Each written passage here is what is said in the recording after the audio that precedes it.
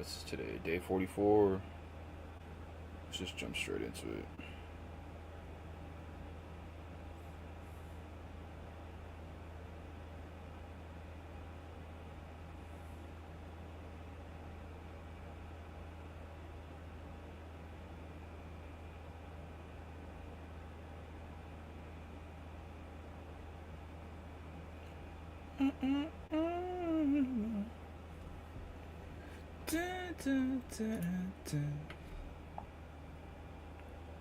I am the one.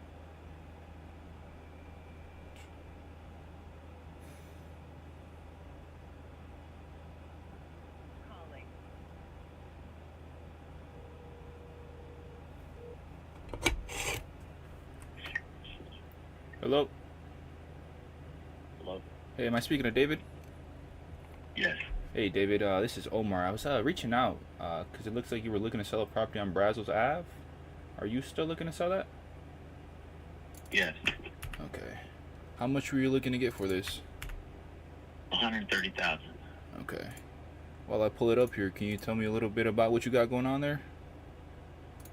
It's a homestead that's been vacant for about 20 years, and just trying to sell it. It was given to me, and like I said, it's a corner lot. It's got 2 lots, a big property. It needs work, but it is as it is. I'm not selling it, to get rich or anything. Yeah. The buyer buys it on their reconnaissance, so that's why I said it's as is. Other than that, that's it. It's a good property. They're already starting to reinvest in the neighborhood. Someone just bought a lot next door to me that I sold to them, and they put a new house up, so property value's going up. And I do have another one behind that too that I'm selling for 120. So we had pretty much a whole set of houses. Well, my mom and dad did, and my dad passed away and left all that to me. So I'm just trying to get rid of it because I don't live in that town, and like I said, I don't want to be trying to rent it or flip it because I like to be where if money's coming in, I want to make sure I'm watching my investments. I don't have anybody there to keep an eye or manage the property, so I'd rather let someone else deal with it than me. Okay. So, I mean, you say you owned it for 20 years now, and it's been vacant over those 20 years? No, my parents owned it. They left it to me. I own it now, but it was vacant for 20 years. Yeah, it was our homestead. Oh, I gotcha. Okay. So, how long have you had Yeah, the it was my property? family home when I grew up, basically, but I don't live there anymore. So I moved out of that town in 1998, so I haven't been back since. Okay. Okay. So, I mean, since the time that you got it up until now, I mean, what's really gotten you looking to sell it now? I mean, throughout those years, you know. Well, because I just got it in 2024. And Oh. like I said, that's yeah. I mean, that's the thing. I mean, that has nothing to do with anything, bro. I'm just asking you, you want to buy it or not? That's the point, I mean, the house is good. There's not going to be any issues with, paperwork or taxes or liens or anything like that. The house could be sold today, tomorrow, next day. It doesn't matter. Yeah. Like I said, price is the price. It's ready to go. It's a nice investment. It's just, you're asking me why I don't want it because, like I said, I don't live there in that town. I live in San Antonio, Texas. And San Antonio is 3.5 miles away from where that house is. So I'm not going to, as an investor, I'm not going to put money in a house and then put a family in there or whoever and, maintain the property when I'm 3.5 hours away. And I have no one in the town to, keep tabs on it for me. So that's just the way I am because you can't trust people these days, and I'm not going to put cameras in there if I'm renting it to somebody. That's against the law in Texas. So I'm not going to do that. And like I said, I don't live there. I have no investments, interest in that town, so therefore I don't need it. It's a credible asset in the business world if I, put some work into it and do all that. But I don't live there, and I'm not going to do that. I found my plant here in San Antonio, and this is where I'm at. So, rather than it go to waste, I'm putting it up for sale to see if someone interested and wants to take it and buy it. Because you investors out here, y'all are flippers, and I know the game, man. I'm in the same boat you are. I'm well off just like y'all are. But the point I'm trying to make is that I don't want to deal with it. In life, you'll understand that there's certain projects you want to take on and certain you don't. Right. It can bring a substantial amount of money because it's in a college town. It's in Bryan College Station, home of Texas A&M University. And that town is growing nonstop. So, I've been through the whole thing. You know, and like I said, the lot I just recently sold last year, it went for 50,000. Everybody said, "Oh, you're not going to get that." I didn't listen to that. I don't concern myself with the opinions of sheep. You know what I mean? And it sat there, and then a builder came up and he bought it for 50,000. And now he put a beautiful home on there. Because again, I'm not trying to get rich.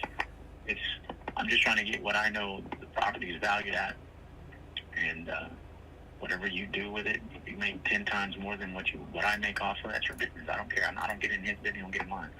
But he bought it, and it was a vacant lot next door to that property you're inquiring about. And he put a beautiful brick home up there. So now he's got it for sale, and I think he already sold it. So, you know, he's looking into possibly buying that house. We're talking about it if, once he gets done with this one. Because I said, yeah, it'd be smart. You got the next door. I mean, you got 2 lots here. So I know it'll sell. I'm not worried about anything. I'm just not in a rush. Because like I said, I have nothing to be in a rush situation to sell it for. I just have it out there because it is for sale. But I'm not desperate to sell it because, I'm not in tax problems or anything like that. So if that answers your question, it's not a rush to sell. It's just whoever has the amount of money I'm looking for, then I'll do business with somebody like that. If they don't have that amount of money, well, or they try to lowball or whatever, because like I said, I've been through all that. I know how the game works. The goal is to try to buy low and then use the condition of the house and what you're going to have to put in it, blah, blah, blah. That's just typical business. I understand that, but I don't work here. The price is the price. I'll negotiate a little bit, but other than that, if that ain't in your budget, well, then I don't want to waste your time or waste mine. Hey man, look, I hear you. You sound like a straight shooter. Also sounds like you might have gotten a lot of these calls already. Yeah, definitely. So I mean, we can dive in straight into the numbers, just to see if I can make it work. I mean, you say it needs work. I mean, how much work does it need right now? I don't know, man. That has to be in the eye of the beholder. I mean, Okay. Like I said, if it was me, I mean, I'll tell you what I did last time when I checked on it. Now, this was according to a guy about a year ago. He's a $1 million home builder in Houston, Texas. I frequent there a lot for business, and he's a great guy. He came out, he looked at it, because I asked him, I said, what if if I take this on, what would I need? He said, if I were you, I've already started with putting a new roof on, so the house already comes with a new roof. Okay. He said, what I would do, it's a 4-bedroom, 2-bath, house. I said, yeah, it's pretty nice in there, pretty big, We went in, walked around, he, tapped on the walls, stepped on the ground, everything, did his thing. He said, the foundation is solid here. He said, so I imagine there's no damage, everything seems solid as far as the frame. He said, so if you brought me in to save you money, I would remove all the outside tile, and then you have a shell. He says, you got a shell with a new roof, so you can either, design it different inside, or if you want to keep the interior, that's fine. He said, and then you could decide if you want to put wood on the outside, brick, what have you. He said, it's a lot cheaper. He said, and then he says, then your interior, and I thought, I just want it basic. I want the typical, sheetrock ceilings and all that shit, with ceiling fans in every room, blah, blah, Again, that's my eye on it, So we quoted about, $60,000 to put in it. And then he said, once it's a brand new house, you could probably flip it, make your profit back a little bit more. So that was about a year ago. Mm-hmm. I know we're in a Trump economy now where shit's expensive, and yeah. Prices are prices. But if I'm going to go and do business, I don't know you, but I know a lot of people in that town. So in other words, what I'm trying to say is I can get hookups. I can go and will and deal with people that are family friends who knew my mom and dad, because my dad was somebody in that town, and a lot of people knew him. So there would be extensions of people wanting to help to get me in the right price range so that I could, invest low and then, of course, make a profit. That part I understand, so that's what you're trying to do. I'm not knocking that, because that is a rule of business. I'm a businessman. I get you. What I'm trying to say, though, is that after looking at all the other projects that I got going on and businesses I got going on in the town I'm at, I don't have time to take about, 6 months off or have an assistant I can send down there to do the work for me and get it going. If I had that, well, then we wouldn't be having this conversation. Because, yes, to make another asset for my bank account and for loans and things to buy other businesses, it's a great thing to do. It's a good tool. But I don't have the time or investment to go over there and do that. That's why I said I'm letting it go. But my opinion as a businessman, if you're a businessman, would be to anybody that, take the time, invest. Like I said, the gentleman that bought it from you, Terra Nova Builders, they're a building company. They just built a new house. So the property value is going up in that area. So if you were to do whatever you want to do, flip it, fix it, whatever, knock it down, put a new one, you're going to make money. Again, probably way more than what I'm selling it for. But again, I'm not trying to get rich. I'm just trying to get the value of what I see. And the value of it really is there's 2 lots there. You got the house in the front, you got one in the back. So if you can get a city ordinance to approve it, you could put 2 houses there and then either rent or sell 2. That's how big the property is. Number 2, it's a corner lot. So you don't have to worry about anything. And there's a privacy fence that was put up between the gentleman that just bought my lot next door. So you still got a whole bunch of work. And then the very back, there's another privacy fence, and that house behind you, that's another house that I own that I'm trying to sell. That's the one I was telling you. That's a 2-bedroom, 1-bath, sitting on a big plot of land as well. Big front yard, big backyard. So, these properties aren't like your average today, crappy-ass, small square footage, and then they try to charge you a lot for a piece of crap house with crappy materials. These houses are from the, 40s and 50s when they were built with pride and they were built right, strong, and they're still going strong. Now we live in a modular world today, and whatever modular things you want to do, Wi-Fi's and all that kind of stuff. Well, then yeah, but like I said, that's up to the buyer. I'm not going to have my price be lowered because things that you want to do and change. Like I said, I'm just selling the project, I'm selling the home, the land, and to me, for $120, that's a good deal because you're not going to find anything out here for nothing that cheap. If you can find me a house right now for $120, I'll go buy it. $130, I'll go buy it, cash.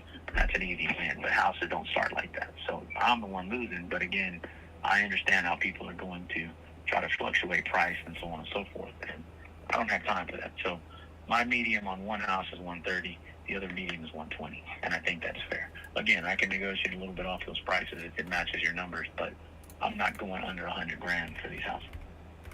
Okay. So that's pretty much where I'm at. So I got you, and I appreciate you laying that out for me. Let me ask you this: you said some guy came in there, walked it, was doing some numbers on his own. He said he quoted you something for $60,000, and that's to redo the whole house. Yeah. Okay. To redo the whole house. And I think that's fair. I think that's completely fair to say. And I don't know if you know this or not, or if that person knew. Do you happen to know after putting that $60,000 how much it'd be worth then? Oh, I don't know because, like I said, it probably would go up. This was a year ago we're talking, so probably now I could probably put it up there with the 200,000, so on and so forth. Because people in that house, in that area, are buying houses based on how they look, Yeah. And, that's the issue. It's not a good-looking house because, of course, it's been vacant for 20 years, So, but, if you gut it and do it the way you want it, whatever ideas you have, again, that is in the eye of the person that's trying to do what they're going to do.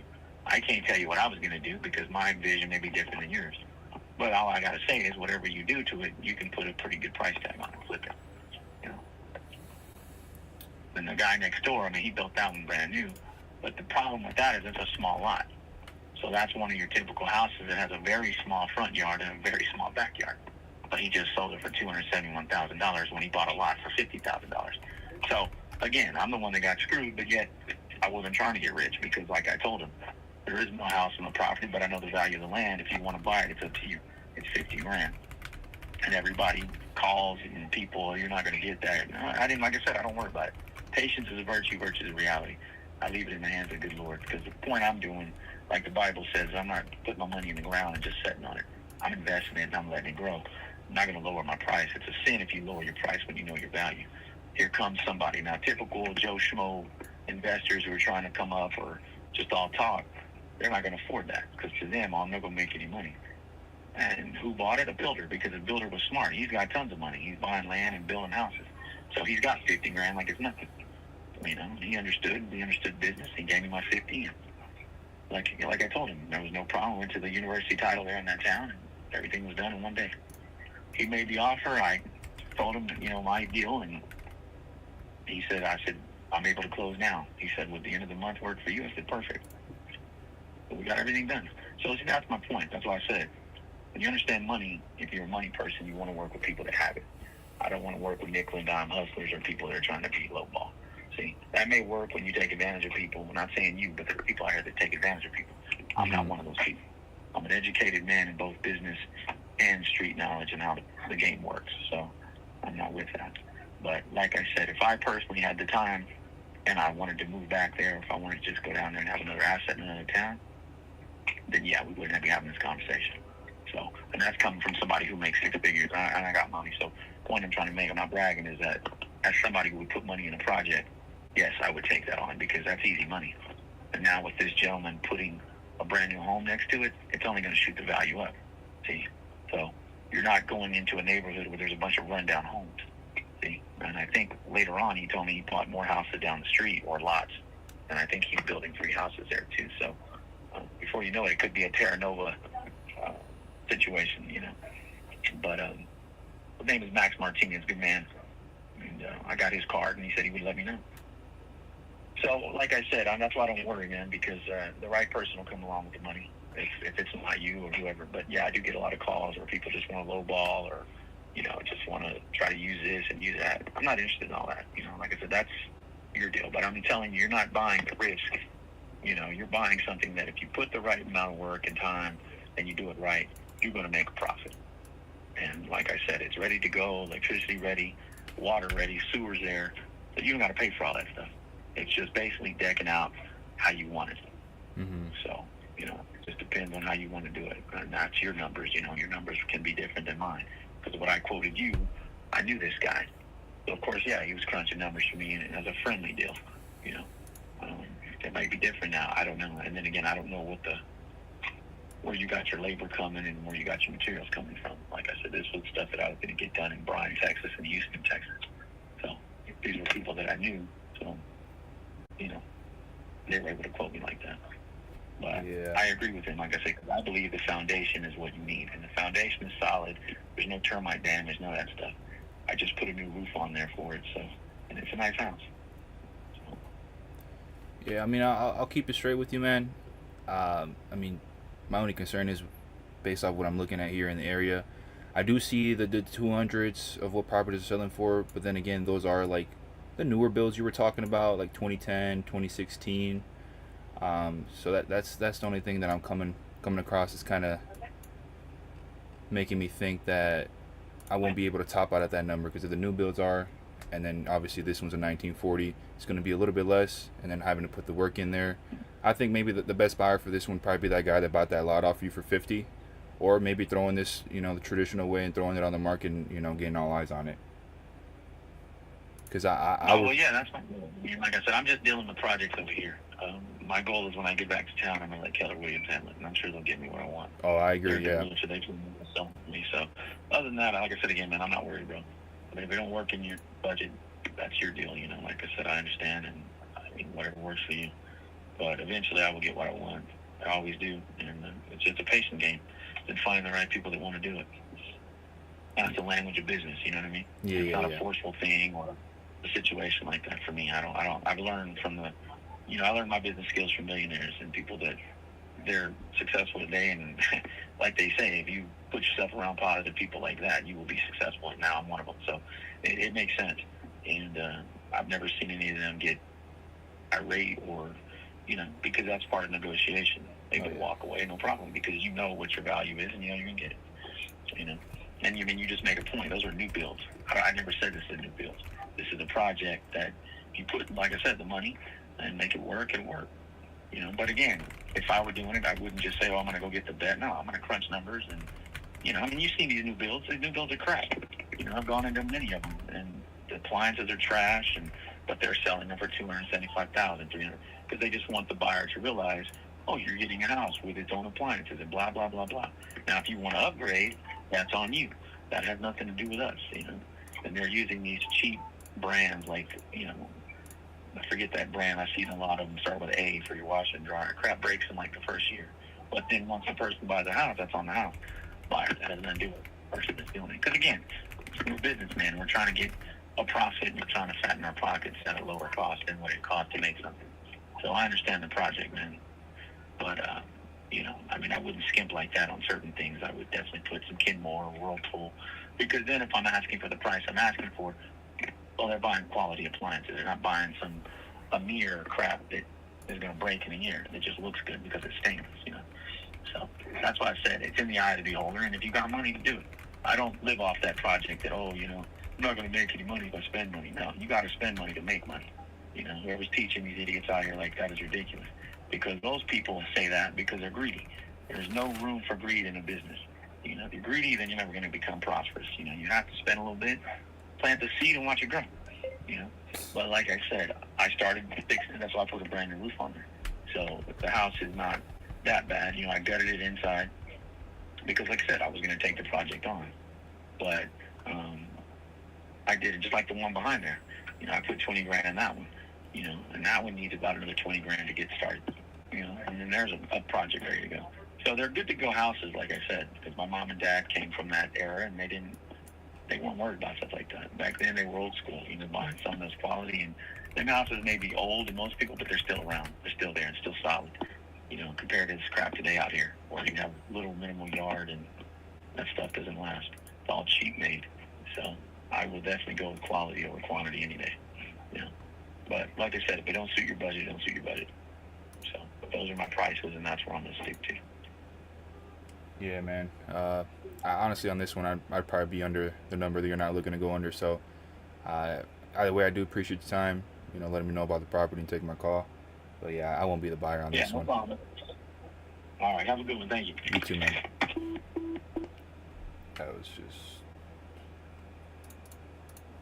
He was a chatter.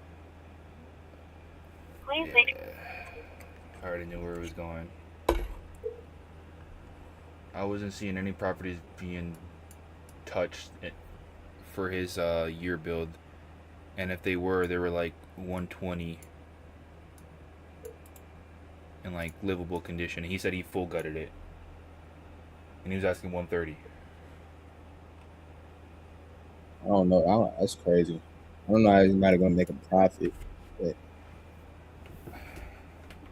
I did fuck up at one point where I re-asked the question and he felt some type of way. leave. But nah, fuck.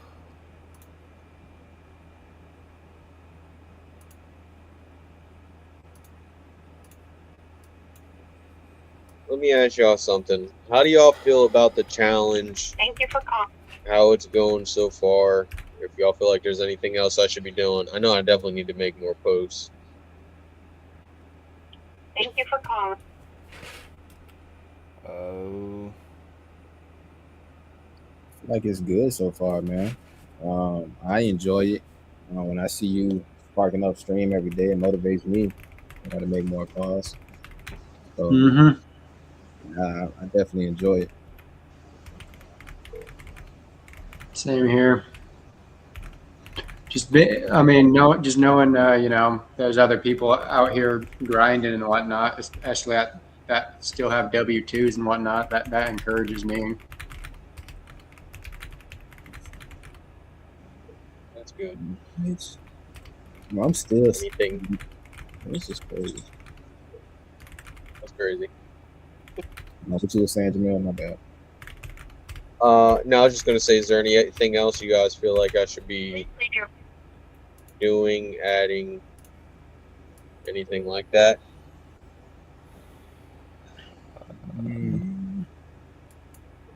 Not really, bro. To be honest with you, not I think much it's you can pretty add. straightforward. There's not much you can add. It's just, you know, we get on here making calls, trying to get deals. Yeah.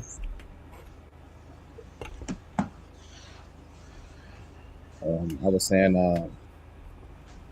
man, I'm kind of in dispo mode, kind of a little bit, kind of figure it out. please leave your What's that Mississippi deal?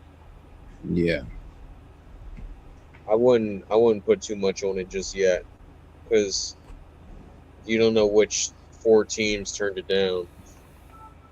yeah, that's true. You got a point.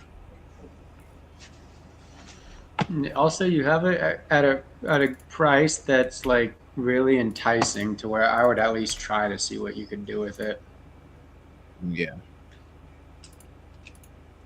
Yeah. What did she originally want? 100.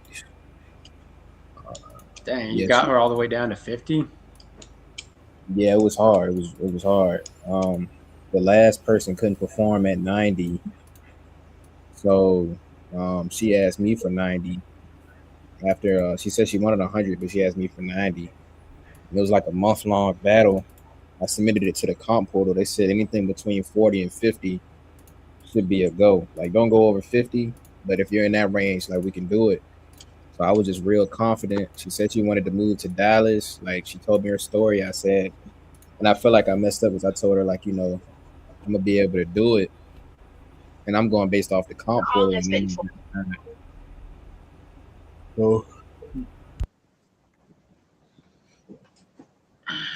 Yeah, but it happened. I'd say take a shot at it. Numbers look decent. I agree.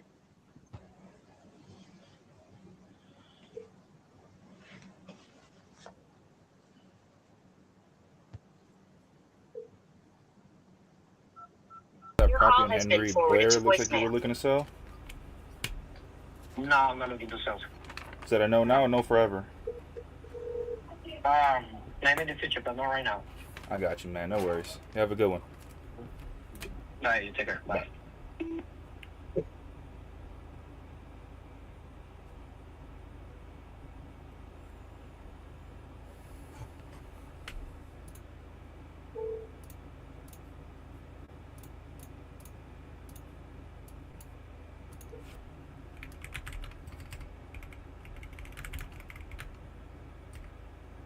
Yo, Omar, Yeah. I still haven't spoken to Leona since you did. You She want me to try texted calling me her? said she want. Telephone number Yeah, 9. please. Yeah. She texted me and said she needs another extension. That's it. Miss Leona. Let me see if I called her from my cell. Yeah. You did? Yeah, I'm gonna call her right now. Thank you.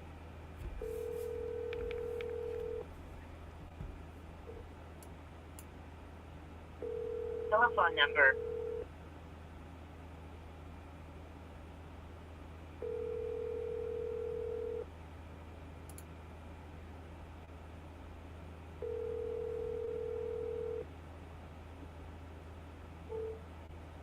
Your call has been forwarded.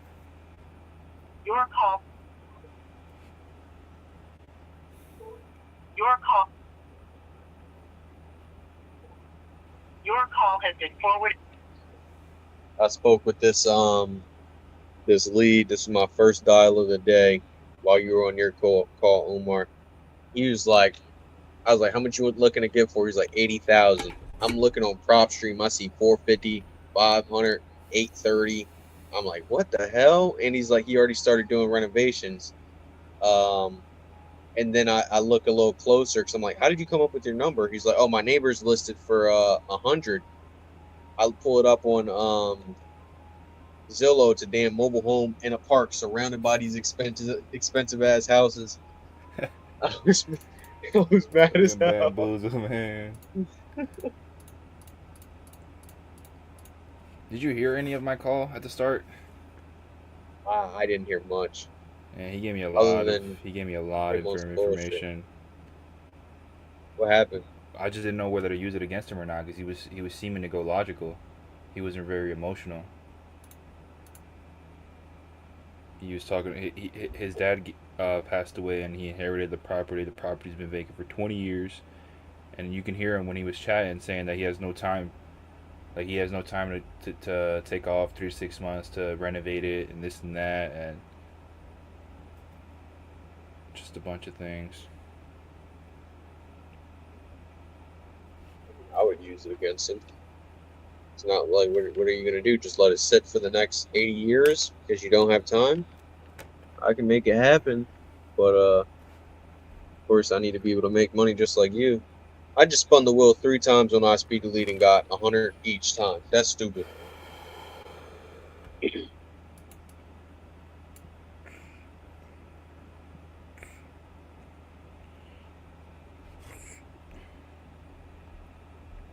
Yeah, all I heard on that one was him saying a bunch of nonsense. I actually muted you at one point because he was irritating me. Yeah. He was just starting to like throw out just random shit. Call assistant recording this call for the person you're trying to reach. Please say who you are and why you're calling.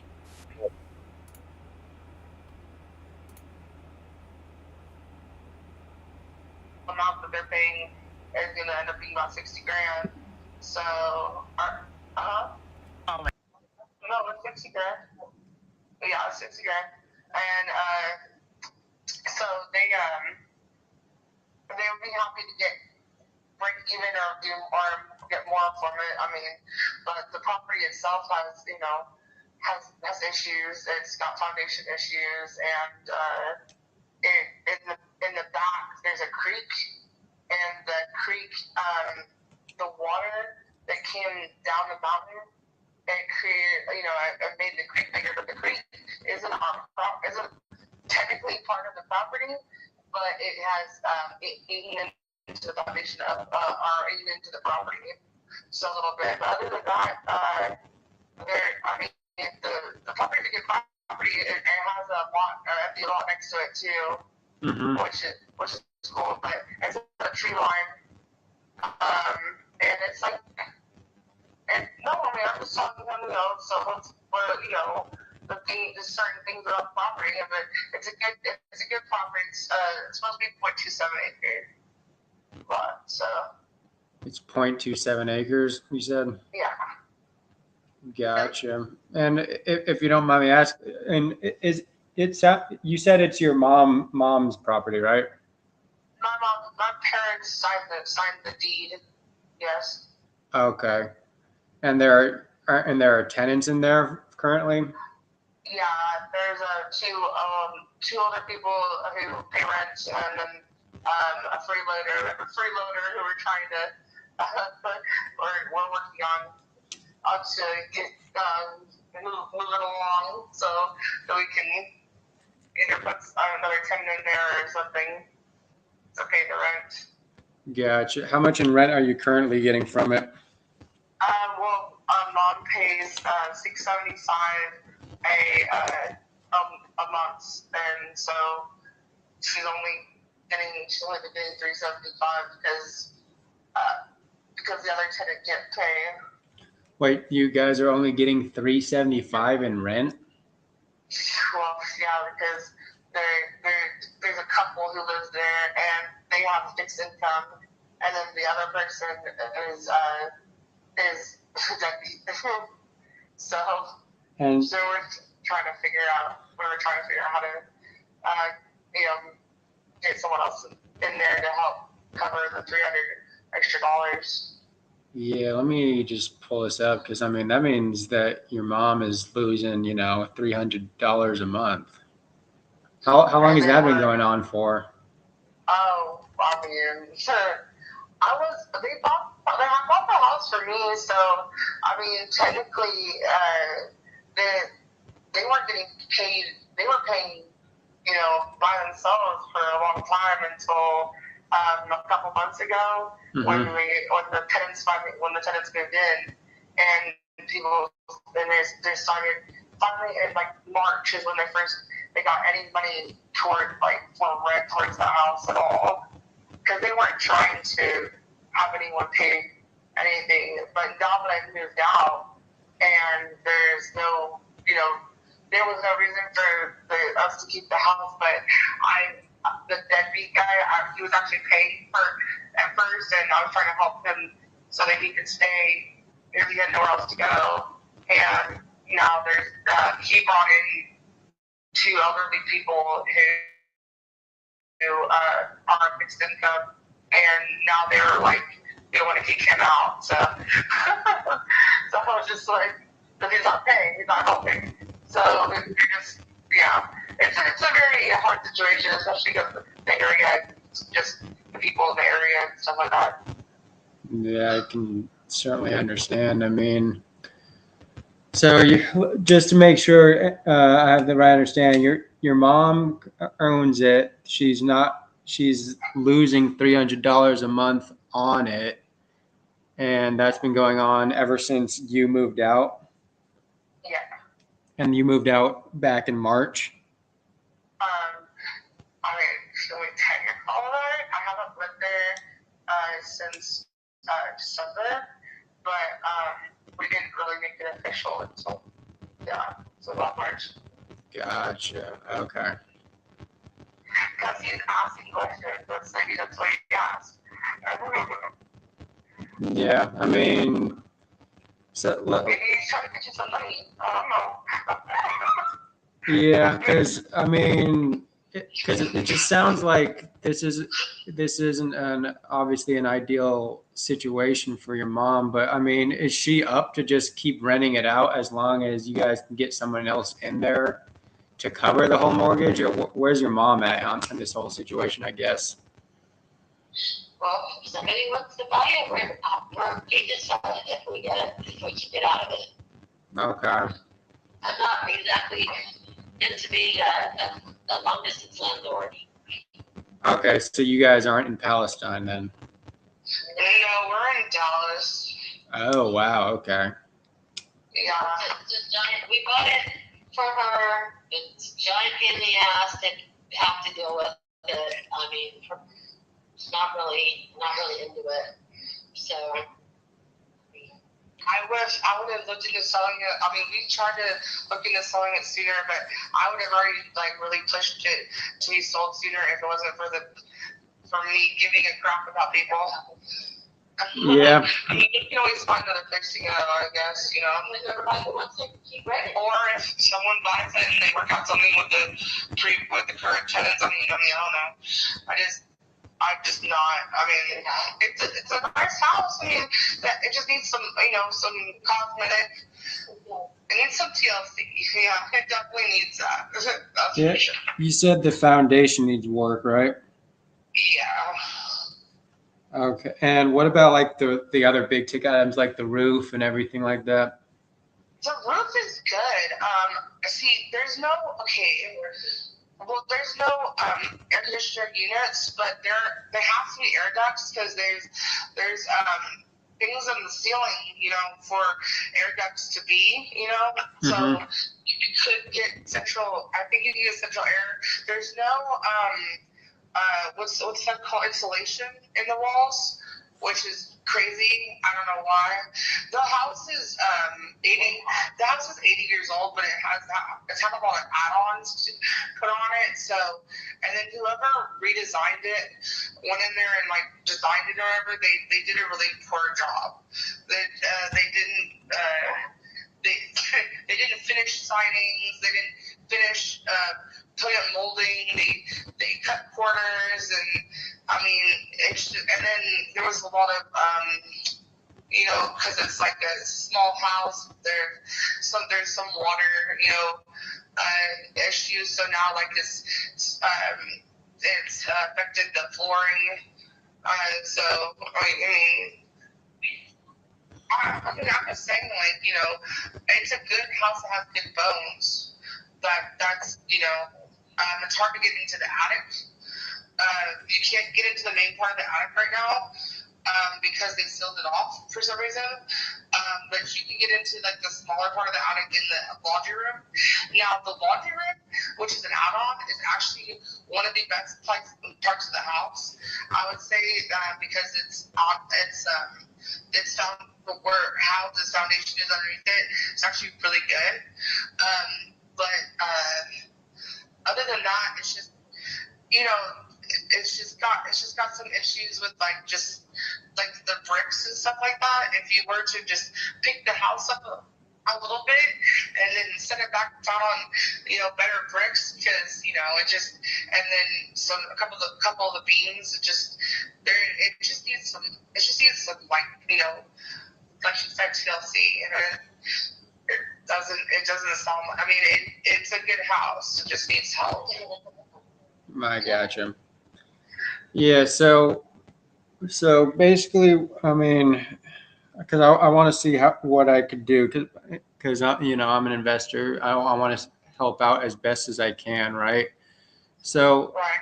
so you said that the mortgage there's still $60,000 on the mortgage, right? No. Yeah, she's been paying on it for almost 2 years. So it's $675 a month for yeah, for 2 years. So in October. Okay, yeah, because I'm seeing an estimated balance, and this could be wrong because it looks like you guys purchased the property back in 2024, right?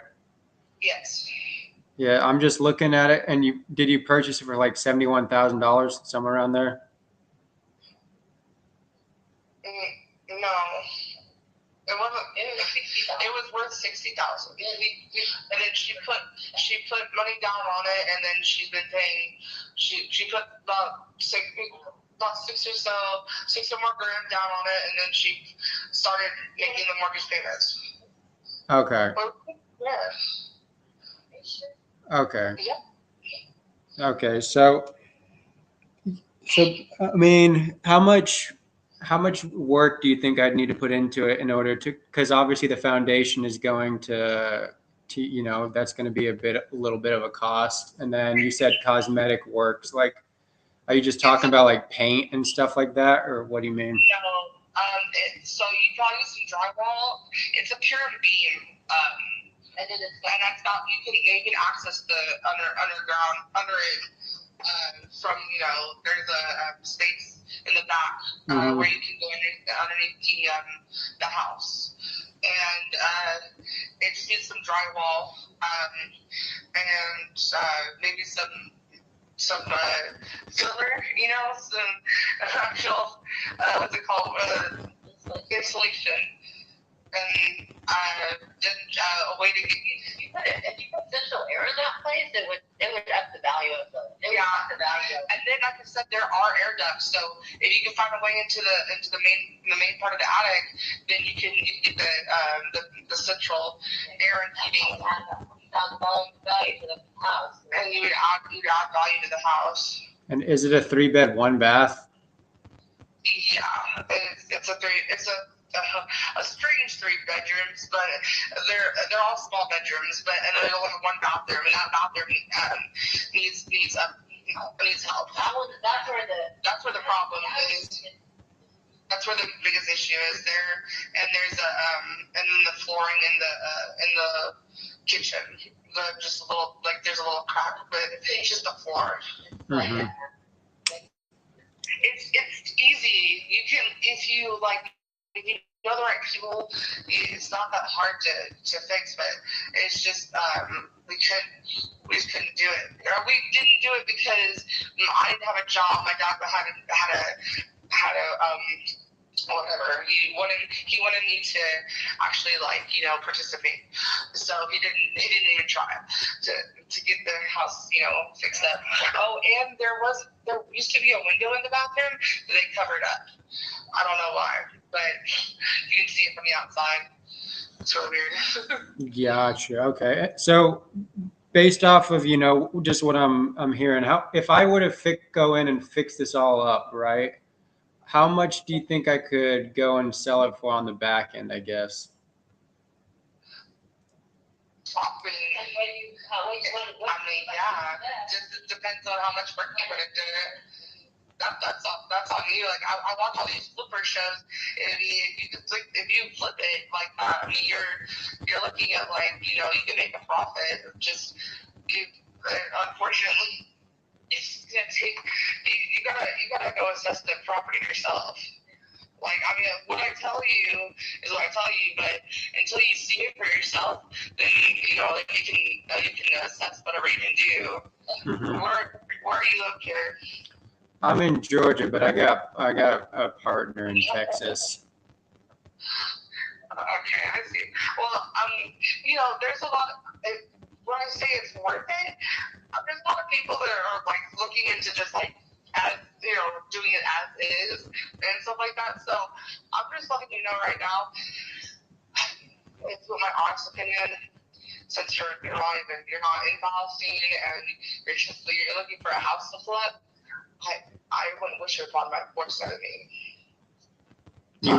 You wouldn't wish anyone to take over this property? I would. My mom would love it, but if you have the if you have the means and the ability to look at the house and to rework it and to fix it up the way that it would sell better, then I mean you have the there is opportunity for the house. There's opportunity for that land. I mean, it's just you just gotta look at it first. I mean, you need to go look at it in person. It's not something you just like. I wouldn't say just buy it and then go. I'd say look at it first. Yeah, I can certainly understand that. My process is pretty easy, right? So, how we do things with my process is before I send someone out there to go take a look at it, usually we would put together like an agreement in place, just so that I'm not wasting my man hours and everything like that in order to go take a look at it. Now, an agreement in place doesn't mean that I'm 100% going to go forward with it, because let's say that it ends up being more work than I intend. It doesn't sound like I think you guys are being very truthful on how much work it would need in order to get it up and running. It's a small house, though. Yeah, exactly. It is a small house, so that's why, I've been doing this for a while now, so we have just systems dialed in to where, I just plug in some numbers based on the square footage, and kind of get an estimate of like where we would need to be at on our rehab. And then, obviously, if it ends up being a little bit more work, then we would go back to the renegotiation table and whatnot. But I'm just looking at in the area, right? I mean, The area is nice. I mean, don't get me wrong. Like I said, there's a lot right next door too. That I mean, there's that's vacant, and there's these nice. Our neighbors are nice. The people right on the corner, they're really cool. They got family and kids or whatever, and then across the street they've got family, kids, and I mean they're all the people across the street are all nice, and all the people behind us are nice. They got one of the guys back there. He actually helps keep up with the lawn and stuff like that. So he helps us keep up with the lawn. When we pay him like $50 or something, he gets on his riding mower and does because it's a pretty big lawn, and we can't have it overgrown.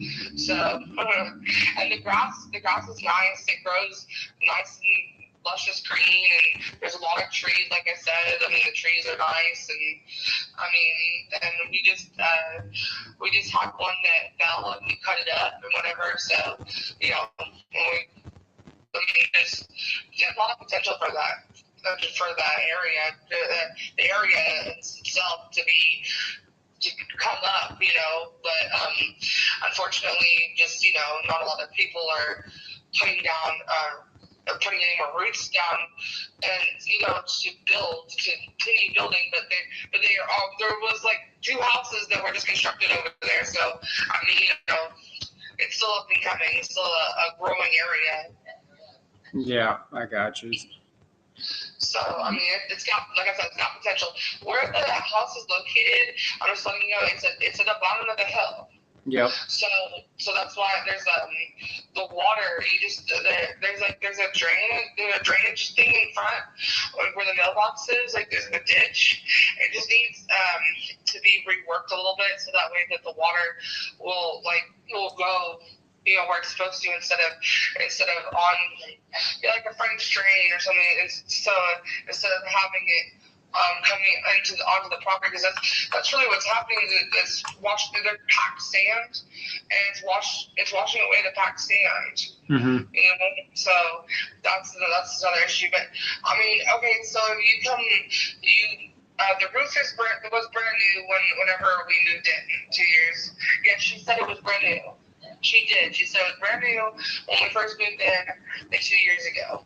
So they said they had just done the roof. That's what she told us. But I know you don't remember a lot of things about the house, but I know because I haven't lived there for over a year. So, but there, I'm still I need to get up there into the roof to see, what's going on up there. Other than that, I don't know.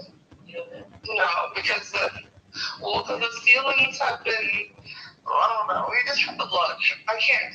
There's a lot of things I can't just like sit here and just nitpick because I was stuck in that house for over a year, so I know exactly what's wrong with it and what's not wrong with it. And if I continue to tell you, it's gonna scare you anyway. So you just it's probably things that are like can be easily fixed. It just looks like a big problem to me because I'm used to living in a 2-story house where on a solid foundation. Mm-hmm. You know what I'm saying? So the house shifts and does things, especially because of the water and everything. So so that aside, how do you want to go about this? Because I don't know what you want to money wise, what you are wanting to negotiate right now. Well, I'm just gonna be straight up and honest. I mean, just going based off of what I'm seeing. Yeah. I mean, it's okay to say no. No, I'm just because what I'm just seeing in Palestine is basically like not a whole lot of activity is going on right now. Like not a whole lot. Like there's stuff on market, but not a whole lot is getting sold right now. Like for example, I'm just looking days on market because if I want to flip it, I have to look at how long it's going to take me to resell it on the back end. And there's like this 2-bed, 1-bath. It's 965 square foot. It's fully renovated. It's listed at 129 and it's been on the market for 60 days, which tells me that 2-bed, 1-bath that's fully renovated, like it's probably worth maybe around 115-ish. So I would say that I probably just based off of the market, what the market's telling me in that area, I'd probably be able to get about 115 on the back end, And then I would say because of the square footage, I gotta deal with you said it's pure and beam, so I gotta take care of that. I gotta. How does the kitchen and the floors look and stuff? How does that stuff look? Like I said, the kitchen, it's fine, but all the drawers need to be replaced, and the cabinets, and the floor in front of the fridge is a little messed. It has needs. Well, we had this guy come in and replace the joist that goes across in between the living room and the kitchen, and it caused a problem. It needs an electric joist right there. It caused the cracking in the floor. But other than that, the floors are good everywhere else, and I bought a refrigerator and we paid for a refrigerator and a stove, so then they're still good. Okay. Yeah. So that small kitchen. So small kitchen. And then the floors would probably need updated, like the bathroom as well. Oh yeah. Well, okay. Like where the tub is and everything. It's that area right there. Like I can't step between the tub and the toilet without feeling like my foot's gonna go through the ground, like because of the water. They didn't put the right type of. They should have put something else in there other than wood. Is what I'm trying to say. But like, if it was on, like if I had, what's it called, made the flooring a little bit more suitable for for the weight, just the amount of weight that is in that bathroom is a very, very small bathroom. It actually has opportunity to be. You could make that into a 2-bedroom, 1-bathroom. Because there's spaces like in that house where to give you opportunity to give you a bigger bathroom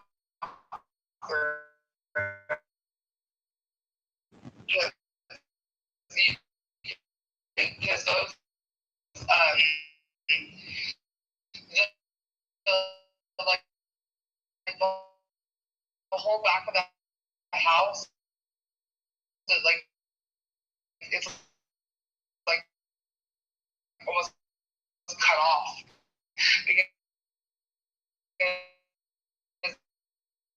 the where the place out are going to be over there Boston right now. So I mean, it's up to you, dude. If you want to look at it, you can. No, I mean, I'll let the people know that you're coming by to look at the house, or that you have people go by to look at the house. If not, then it's okay. There's other people that are, you know, would be willing to buy as is and stuff like that. So I mean, don't put yourself out. Oh no, because yeah, I just look at the numbers, right? Because ultimately it comes down to numbers, you know. And so if someone like me, you know, buys this off of, you know, you at let's just say I just buy it off at 60,000, right? Which is basically just getting you guys' money back and whatnot, you know. I'm just basing it off of everything that you said. It's 900 square feet, just based off of what we do. That's about with the foundation, doing all the stuff inside. We're gonna, you know, that's gonna cost us about around $35 a square foot. So that ends up being around, you know, $36,000. Now that's if everything goes perfect. So I want to add just a little bit more. So I'd say about $40,000 worth of work, right, to get it up and running. And then if I go in today's market, if I go and sell it for like 115,000, buy it off of you at 60, put $40,000 into it. I got my closing costs, holding costs, and then I have just my other business expenses. My all-in number is like $128,000. So someone like me would be losing like $13,000 on if someone would have buy this property at 60,000, if that makes sense. Yeah. No. He was giving me numbers. He was just saying, say that I would do that. Say that I would do that. Yeah. She thought you were like, yeah. Yeah, you're on speaker. She's only hearing part of what you're saying. Okay, yeah.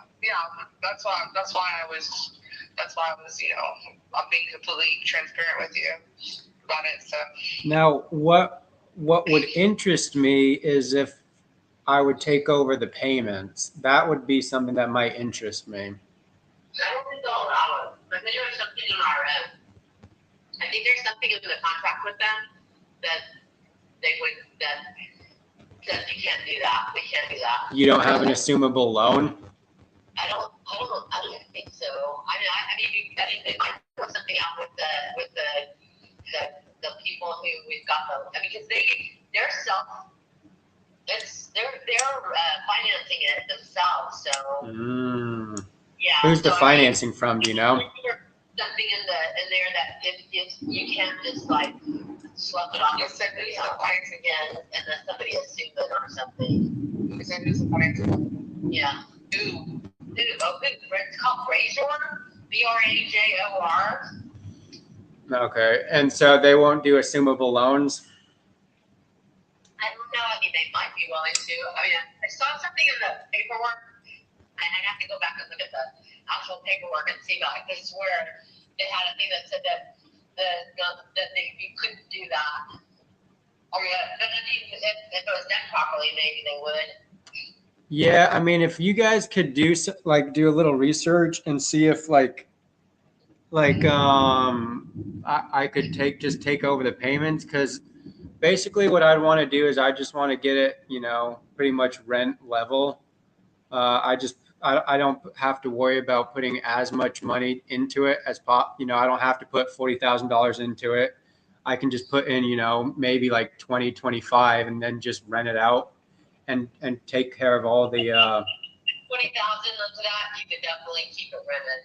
Yeah, exactly. So, and then I'd be able to rent it out, and then, you know, I just take over the payments so that you don't have to, you know, lose $300 a month anymore. Would you say you'd be willing to work with the tenants that already live there? I mean, the one I would, to do all the work, I would probably, I mean, I might end up giving them like 30 days, but what one thing is going to happen is like they would either have to pay more or we'd have to evict them. Well, because they're on a fixed income. They're both older. They get disability, Mm-hmm. and Honestly, I'm not really that concerned about those people. well, no, I don't care, but I know you're not, but I'm just saying. I mean, I'm sure they could figure out you know, something. they can figure something out.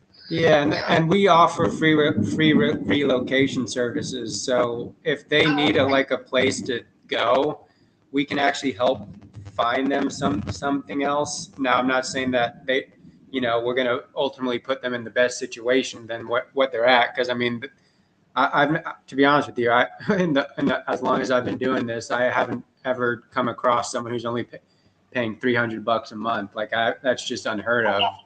It's a good. Well, they're only paying half. They're only paying like half the rent. I mean, I just try to get my money out of it, and so they were supposed to be a roommate paying $300, and they're paying $375, and then that just.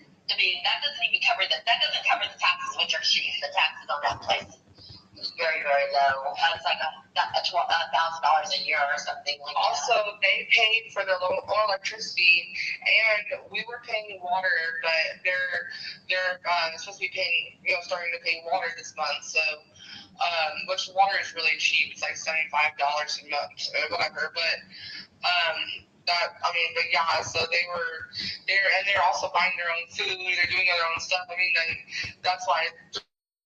$375 was that was just the rent of the place. Mm. But yeah, you're all in with that place. You can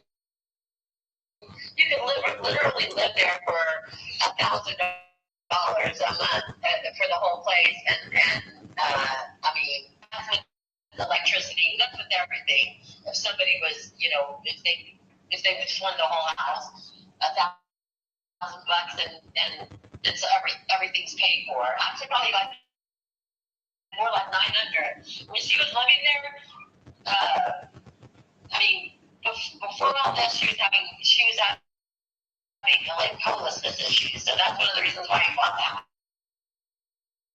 house. So she would have a roof over her head. Okay, now you're over chair. Well, I'm just saying that's why we bought it, and now that she's back under our roof, we have no incentive to really keep it. I was only doing that because of my ex-boyfriend anyway. So now that I'm single, I'm glad to be out of the situation. The point is, if we can look into we'll look into the thing about you taking over payments, and then what was your name again, hon? Isaiah. Isaiah? Okay. Well, Isaiah, your number is 970-6.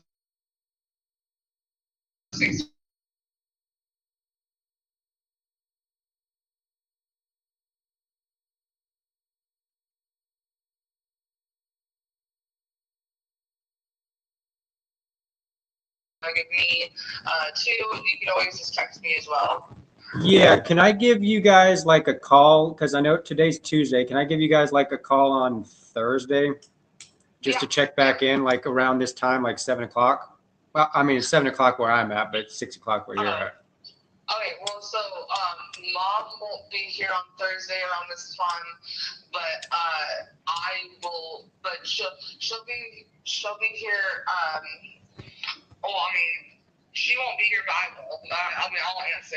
So if there's any other questions, or I'll try to find out any information I can to get pass on to you by then. Yeah, all I need to know is if like we can take over the payments, because ultimately I just want to help you guys to not where you're having to lose pretty much $300 a month, and maybe I can put. I mean, I'm not saying I can, but maybe I can put just a little bit of money in your pocket and everything, and then I'll just take this headache off of your guys' hands. I've been great because honestly, it's just been a nightmare. I mean, that place, like, you know what? It's like it's sustainable living out there. There's a lot of cool things out there, like places to work are mostly like the jails. There's like a bunch of prisons, mental facilities, NASA stuff, and Air Force Base stuff, and whatever. I mean, it's a lot of hospital stuff too, but it's just like big things, you know. Like there's, you know. You have a Walmart there. You have all the amenities, you know, like major amenities that you would see in a big city, you know, for a town. That's pretty cool. And that place, Palestine, is actually where the railroads started. So, you know, that's actually a very big part of our history and for the USA. That's awesome. So that could be a big selling point for you to say that you're literally stepping into history, because there's these really cool mansions out there, and like there used to be a lot of history downtown area. You're not that far from the Capitol where I used to live, where the houses, like it's down the street from the Capitol time when you go downtown. So, which is literally down the street. They have a lot of people who come together on like the holidays and stuff like that, so like Halloween and Thanksgiving and whatever, and they celebrate out there like Reagan Park and stuff. And a lot of churches that are willing to help people who are like my ex is homeless out there, and the churches were helping him and stuff like that. So I mean, there's a lot of community out there. They're really sweet. They fed us on for Christmas the first year that we were living there. So they're just really nice people. Just as long as you're with the right part of the community and not the wrong side, like the right side. Which I mean, you know, so stay away from the drugs and you're good to go. Of course. And just so that I can I have the right information, it's like $670. That's everything, like the taxes, the insurance, and everything. Is that everything, or is that just the mortgage? The mortgage, she's paying $675 a month for the mortgage payment. Okay. Right? It's actually $668. It's $668. She said. It's the actual mortgage rent. But that house down in Circle. No, $138,000. My dad, he put a really good insurance on the house, Mm-hmm. and it's supposed to be insured for $138,000. But Okay. hold on. She was getting numbers for my dad.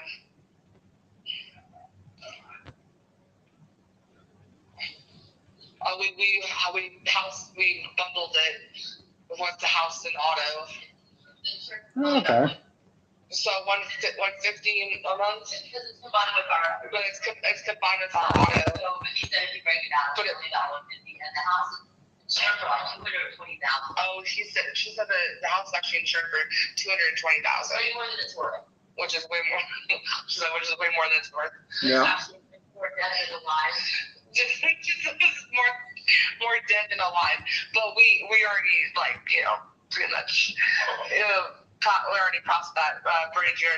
But like I said, the community out there, if you want to have a selling point on it, that's the selling point I would say, is that the neighbors are nice and the community is good.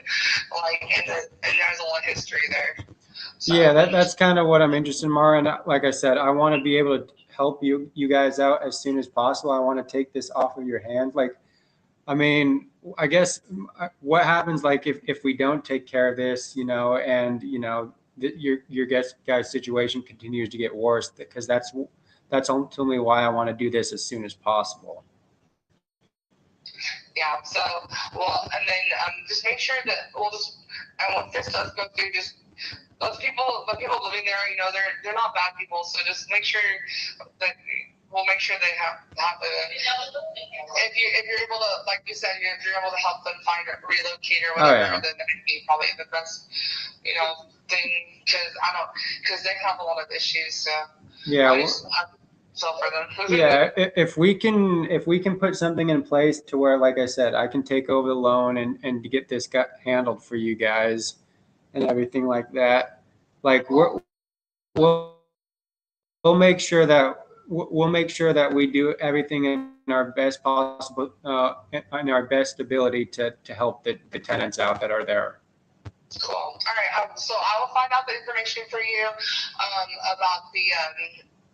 about the taking over the mortgage, and I'll be looking for your call on Thursday. Yeah, and just so that I know, just that just to be better prepared, what I want to have is just like how much, like the principal, the interest, the taxes, and the insurance all on just like monthly, just so that I can understand how much I would be needing to pay every month to all that stuff. Just the principal, the interest, that comes with the mortgage, and then the taxes and insurance, and just the total of all those for the whole month. If I can. Get you a number. Okay. I'll get you a number, and I'll relay it on Thursday. Sounds good, Mara. I'll give you a call around this time on Thursday. Okay. All right. Thank you, Isaiah. Thank you, Mara. God bless. Bye.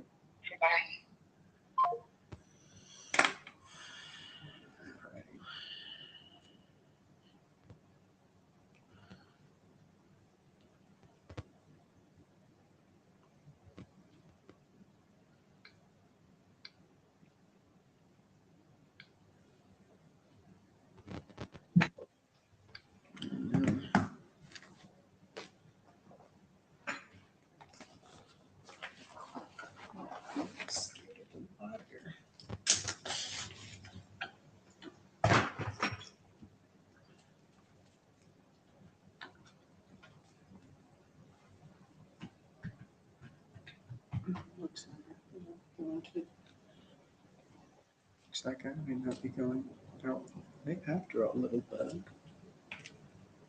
I don't want to get soaking wet, you know what I'm saying?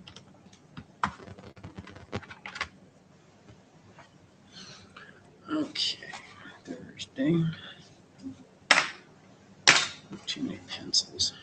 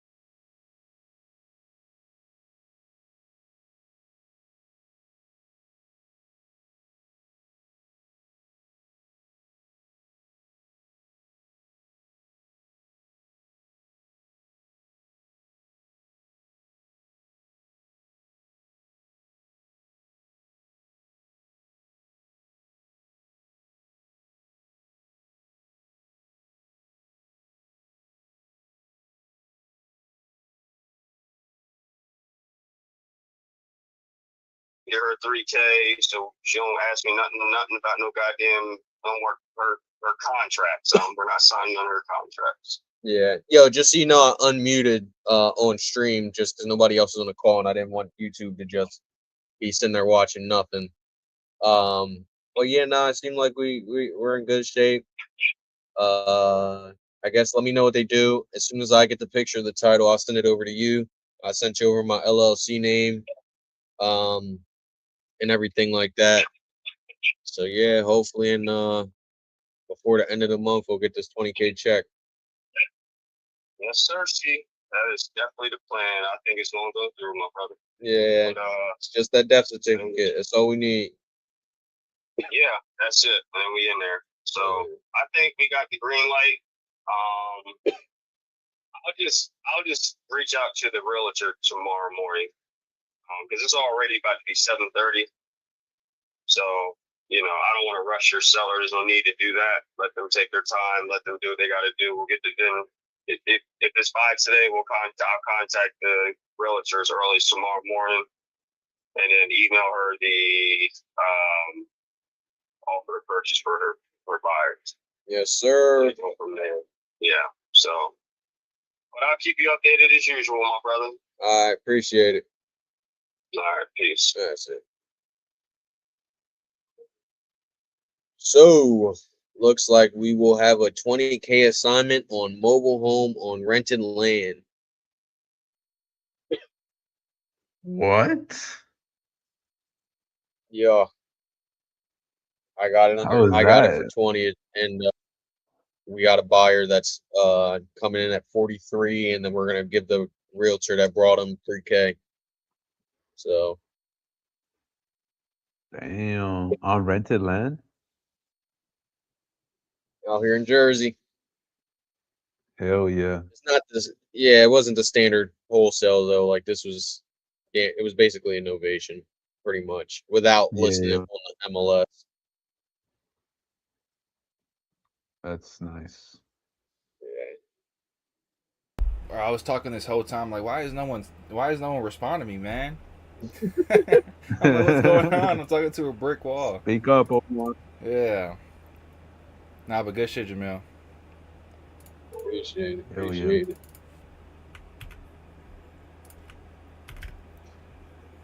My Ohio seller just sent me pictures. I don't think that's a deal anymore because It's messed there's up like or what? wall paneling and stuff like that. It's like, I don't know. But I'm gonna still submit it to the JV portal.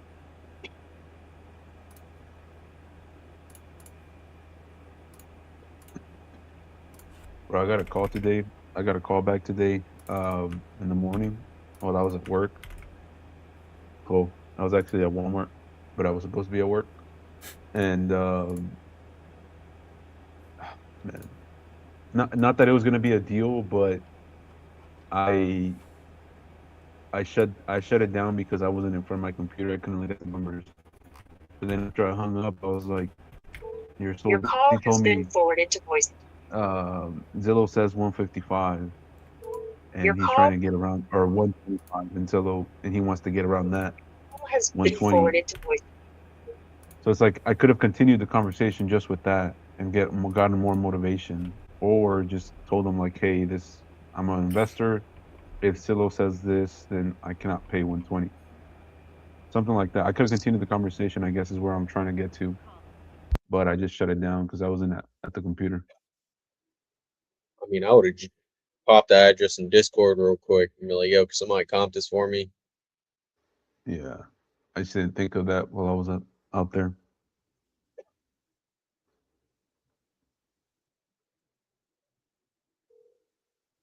Oh well. Gotcha. Well, how much money have you put into it? Oh, I did floors and everything. The only thing that's not in there right now is the cabinets. I had some older cabinets, but then I was thinking that if I hold on to it and maybe try to sell it, I could probably get some new cabinets and put in there and some countertops and get to the bathroom, you know. Yeah, I got you. I mean, Yeah. what's got you even looking to possibly sell it? I guess because it sounds like it's a decent property for you since you're already fixing it up. Yeah, it's nice. I got doors in it, I got fans in it, I got just about everything in it to make the house. But I keep putting money into it. And my daughter used to live in there, Mm-hmm. you know, so she's not there anymore, so I wasn't planning on keeping it. Okay. So I'm gonna try to fix it up and then get rid of it, but know. Gotcha. So it's vacant now. So yeah, it's vacant. How long has it been vacant for? It's been vacant now for about 2.5 years. Oh wow, that's quite a while. Yeah, my daughter was living in there. Okay. Yeah. I mean, what was the reason why she moved out? She just didn't need anymore. No, she passed for about 2 years. Yeah, it's been almost 2 years. I'm very sorry to hear that, Dolores. Yeah. I mean, yeah, It's been empty ever since. I can only imagine. I'm very, very sorry to hear that. When my wife last year, she lost one of her cousins, and we went to a funeral actually in Louisiana actually. Okay. Yeah, so I mean, but besides, because it sounds like you're fixing it up and you're taking care of all of that. I mean, are you responsible for the property taxes, the yard work, things like that as well? Good. Oh yes, yes I am. Mm. How long have you been having to pay that ever since your daughter moved out? Yeah. I got you. Yeah. How much does that usually cost you a month, if you don't mind me asking? For what now? Just the property taxes. I mean, do you have a mortgage on it still, or is that all paid off? No, I still got a small mortgage on it. It's about 30-something thousand. Okay, so for the property itself per month, are you spending like around $600 to $700 a month on it? Yeah, about 700-800. Oh wow! I can see why you're wanting to fix it up as soon as possible. Yes. Yeah, I mean, I was trying to fix it up like new, I mean, if I was losing $800 a month on a property, that would that would be drive me a bit crazy. I mean, what's that kind of doing to you, I guess? Yeah.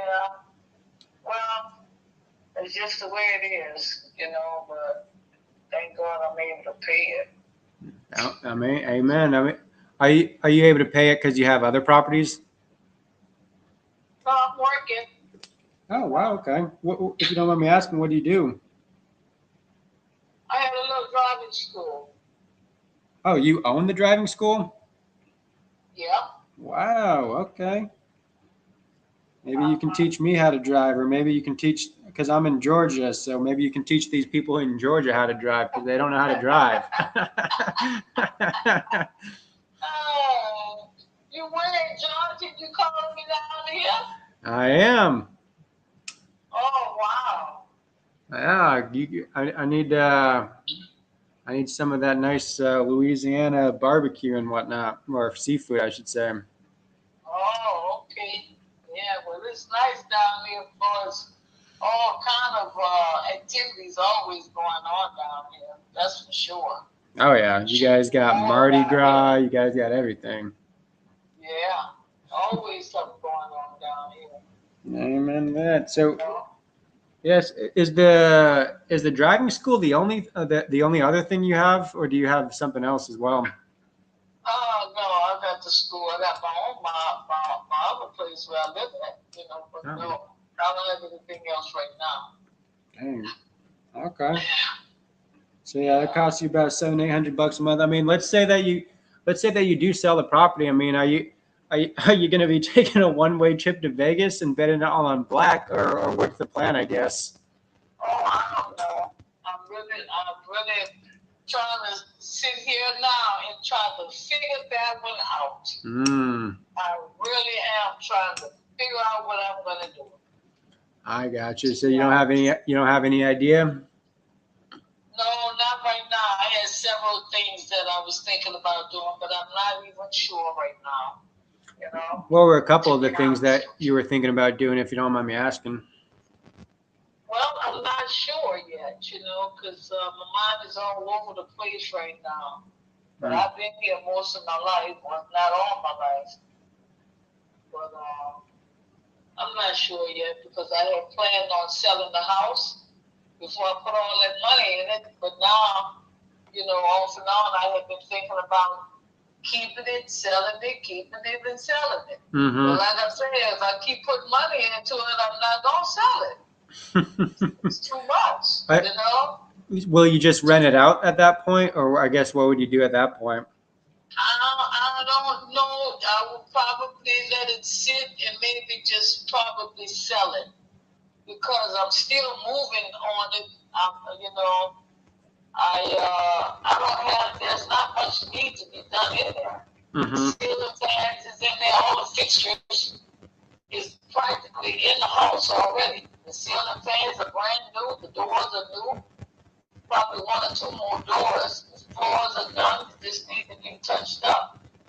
And I put the porcelain floors in there. So now I'm thinking about the cabinets that I had in there. I may not even put that in there. But I could make them look like new. But, because they're really solid, good cabinets.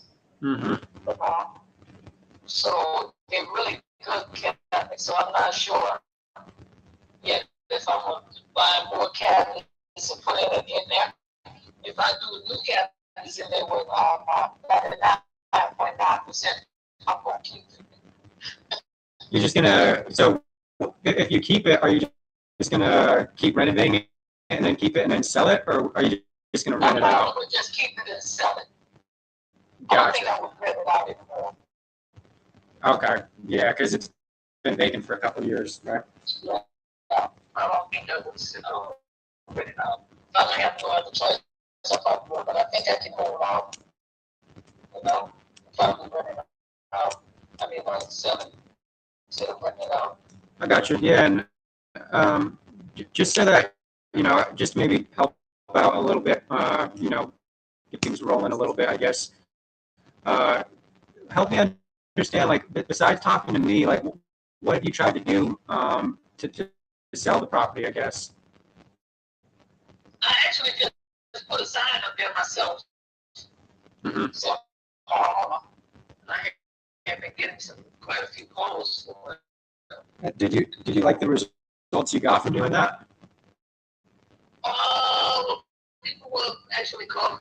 I got tired of going back there on everybody still bringing the numbers down again. I said, no, I'm not going to do it.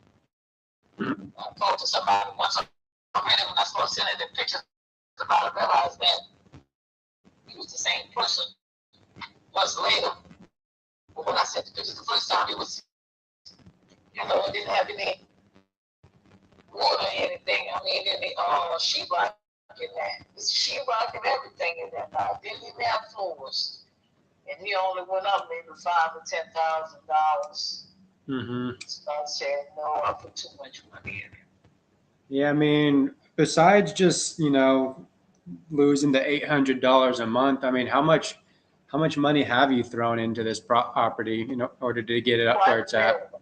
Quite a bit property. I mean, yeah, that's not a cheap roof on that house. Yeah. I just could get a roof on there a little bit over maybe a year or so ago. It's not a cheap roof, it's an expensive roof. It's better than 3 tabs. I think they call it universal or something like that. Mm-hmm. Yeah. I mean, I'm looking at the property on Google Maps right now. It's like a really nice property. Yeah. I mean, would you say that you probably put like $20,000, $30,000 into it? About? Oh, it's more than that. It's more. Hold on one second. That's my son. Hold on a second. All right. Hold on.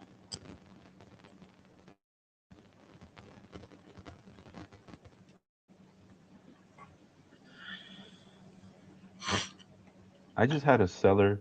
Can you guys hear me? Yep. I just had a seller tell me that she is about to go into foreclosure. But she's not looking to move out. So I asked her, "Are you looking to sell?" She's like, "No, I'm looking to save my house." I was like, "What do you mean by that?" She's like, "Well, I don't want to let it go into foreclosure." I was like, "Well, usually when people try to save their house from foreclosure, they sell the house in order for somebody else to come and you know, take over that or pay for that. She's like, well, I'm not ready to move out of my house. I was like, okay. How long does she have? She doesn't have a date yet. Has she what done she the said.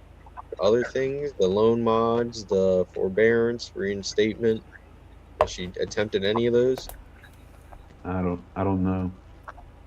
I just like when she said that, I was like, yeah, like usually how we help people is we buy it off of them and they move out. But if you're not looking to move out, then I really don't know. I don't think I'm the best option for you because I hadn't dealt with somebody like that. I'm sorry. I would still have the conversation and just run her through her options, because more likely than not, Yeah, so, none of those other options so you work. put quite a bit of work And into then it, when you Dolores, walk and, her every, through and why you know, none of those you've been options losing work, $800 a she's month like, hey, for listen, 2 years now. I I guess know you want to save the house, what but number your would make credit's sense hot. for You you don't got the to money. let this go as is to an They're not going to investor? let you do a loan mod. What other choices do you have? None. All right. Let's see if I can make it happen to where at least I get you set up on your feet. Yeah, And but if you had to put you like can start your life anew somewhere else. How much do you need for that? Because like I said, I got doors Unless in it's there. like a delusional seller that has flesh-eating pit bulls and fully automatic 1911s and fingers getting chopped off. In which case, get off the phone ASAP. Brand new. Just need to Yeah, get it on the outside. kind of choked on that one. Like I said, I put a lot of money in it. Yeah, I mean, it sounds like you put a lot of money into it, Dolores. So I can certainly understand why you would want to keep it. I mean, just if you like, how much do you need to like in your pocket to walk away from this property? I guess for it to make sense for you. I guess. Well, what I owe on it right now, I think it's about 30 something. Just say 40,000. I still owe on it. Mm-hmm. You know, so I would probably be walking away with about 60 in my pocket. You'd want about 60 in your pocket. Yeah, I'd probably be walking with about that. And you'd be happy walking away with 60? I don't know if I'd be happy. Yeah, I can certainly I can certainly understand that, Dolores. I was about happy. You know?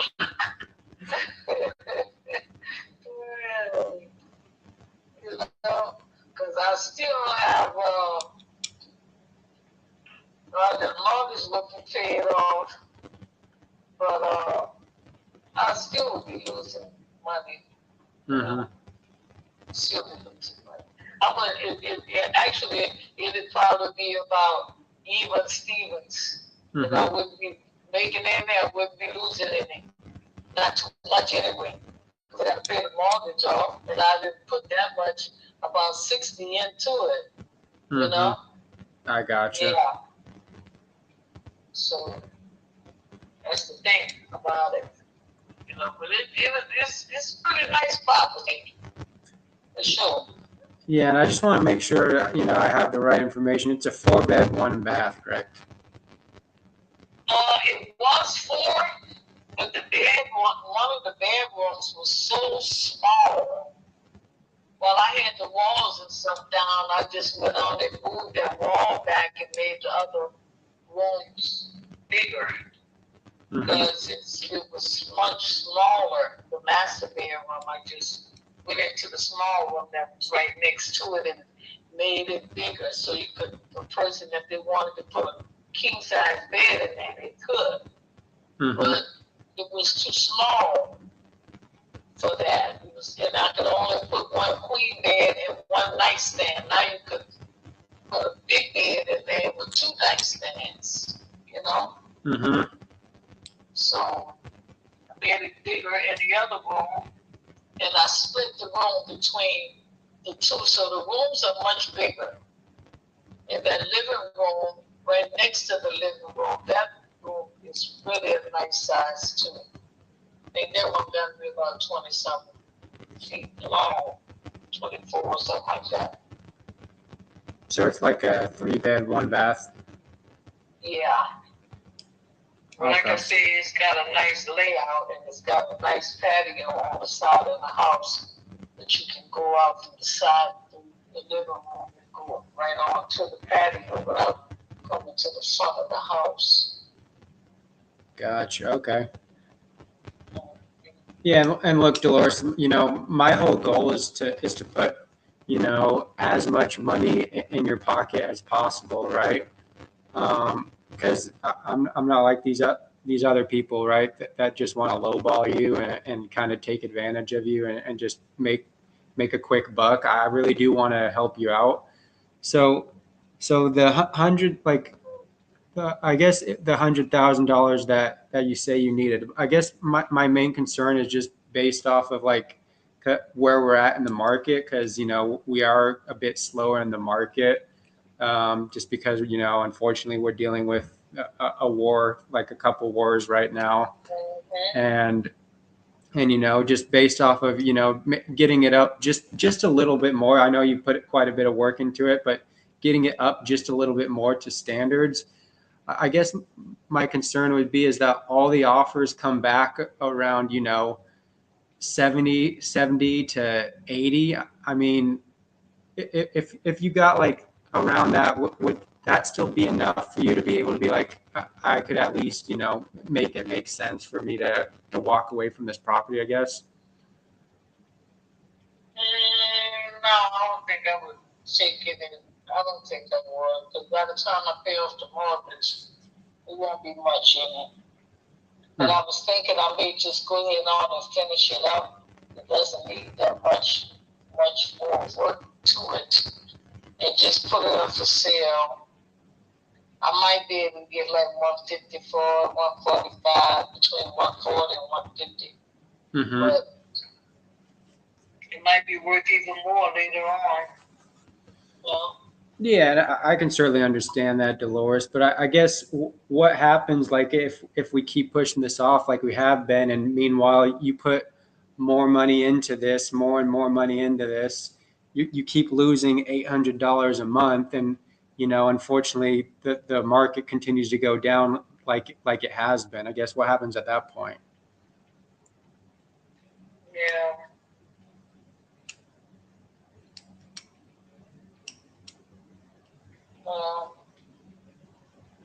Yeah, I like to hurry up, get rid of it. Yeah, so I guess here's my question, Dolores, is how important is it for you to change your situation, get rid of this property so that you no longer have to, spend the money renovating it and spend money on the mortgage? Yeah, but I don't want to get 70,000, 80,000 for it, because see, I've been putting more money into it. Mm-hmm. Yeah. Yeah, and I can certainly understand that, Dolores. I can. Are you open to a suggestion there? I'm open. Yeah. Have you considered that you holding on to like how much you've kind of put into the property might be the one thing holding you back from being able to, have some money in your pocket to be able to do what you want to afterwards? I thought about all of that, but it still won't be enough money. Mm-hmm. Yeah, it still won't be enough. Yeah, I can certainly understand that, Dolores.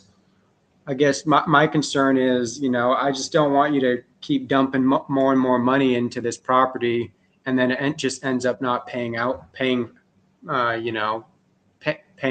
for you, I guess, is the best way to put it. Yeah. So at the end of the day, I mean, do you see how potentially maybe like an offer of 80, 85 might be able to actually put you in a better position than where you're at now, I guess? Yeah, well, I just hate to 85 is not going to put much in my pocket anyway, because I got to still pay off the mortgage. Yeah, because you say you still owe about what, 40, you said? Yeah. Yeah, so I get what's the importance of making sure that other than, because I know how much you've put quite a bit of the money into it, what's the importance of just being able to have like 60 in your pocket afterwards, I guess, like, and whatnot? Yeah, that would help me out a lot if I could get about 60,000 in my pocket. That would be wonderful. Yeah, so That's it. yeah, that's what I'm asking is, Dolores, is like, what's the importance of being able to get 60,000? Like, do you have an idea of what you'd like to do? Do you have like any debt you want to pay off, or anything like you want to go, you know? Yeah, the house itself. That's what I'm saying, is that the $60,000 in your pocket, right? So what would you want to be? I got some more bills. Yeah, I got some more bills that I could probably pay. Mm-hmm. You know? Yeah. Yeah, and other than the bills, I mean, do you have any other debt that you're just trying to pay off, or? No, I don't have too much debt to pay off. I got that mortgage where I live at right now. I got a mortgage. Okay, so it's really just the mortgage. Yeah. So I guess would having like, I don't know, like $15,000 less, but no longer having to worry about, you know, repairs, losing $800 a month, would that really kill you, I guess? Well, I don't know. I think maybe later on it might be worth a little bit more money. That's what I'm thinking. It's probably going to be worth a little bit more because they're picking up back there in that east back there. Mm-hmm. Yeah. Yeah, but I guess my concern though at that point, Dolores, is because markets take a while to shift. So it could be, you know, another, you know, 2, 3, 4 years until like the market shifts back to kind of where you want it. I mean, so, you know, another 2 years, let's say another 3 years, right? You're paying $800 a month over 3 years. That's about $27,000. Yeah. So at the end of the day, I guess, I mean, is it worth potentially, you know, what seems riskier, potentially, you know, losing $27,000 over the next 3 years, or is it taking what you need in order to get out of this property, so that, you know, you can have some money in your pocket in the next, you know, 30, 60 days? Well, I don't know. On my mind right now, it's just not made up about anything right now. Mm-hmm. So. And I guess what do you mean by that, Dolores? Well, I'm just thinking about the little bit that I have left to do. I don't have that much left to do in that house. I didn't put doors in there. I need to put doorknobs there. The porcelain floors cost me a great bit of money. The roof on there cost me about $16,000. Oh, wow. You know? Yeah, it's expensive roofs. The boards had been changed in it, so, you know, put a lot of AC in there. Everything is in there. New sheetrock has been put up. You know, it's like a new house, practically. You know, just need to be cleaned up. Be cleaned up, and the cabinets in there is not cheap. They are some expensive cabinets. They just need to be. There's a dark tone to it already. I had some dark stain that I was gonna have somebody to do that facial for me. Countertops, and then I'll be finished with the kitchen. You know, maybe put a few appliances in there. Mm-hmm. So, like I say, it's not gonna take that much to finish that house. Mm-hmm. It won't take that much. Okay. Yeah. So, I mean, I guess I guess at this point, Dolores, is, I mean, maybe you should just, continue to finish it, and then potentially see what you could go, how much you could sell it for with going the traditional route. I just don't, I guess my main concern is just, 'cause you're gonna dump more money into this, and it might not end up paying you off, if you know what I mean. Yeah, I understand. Yeah. Yeah, I understand what you're saying. Yeah. So I guess at the end of the day, I mean, what would if like that $85,000 was guaranteed, what would that, at least would you, I guess, would that be enticing to you if it was fully guaranteed, Well, I could think about it. Mm-hmm. Just don't want to start the whole process and then don't go through with it. And when you say start the whole process and don't go through with it, what do you mean? Yeah, because I've talked to some people already, and then when it came down to actually getting going with it, it was all the way back down to 60 again, and I'm not doing 60. And I think that's the main reason why I still sit now. And I keep pumping more money in it, and I don't want to just keep pumping more money, and then I'm still here at 60. I'd rather keep it. Oh, gotcha. Yeah. So I don't want to be going 60. That seems to be the number that everybody wanna. Well, how long ago was that though? It wasn't that long ago, and I didn't put more money into it. So I don't want to just keep doing the same thing the same way, and I keep getting the same results, and I'm still spending money in the house. So I'm thinking that I was just going to go in on to keep the house, finish it up, and then put the house up for sale myself.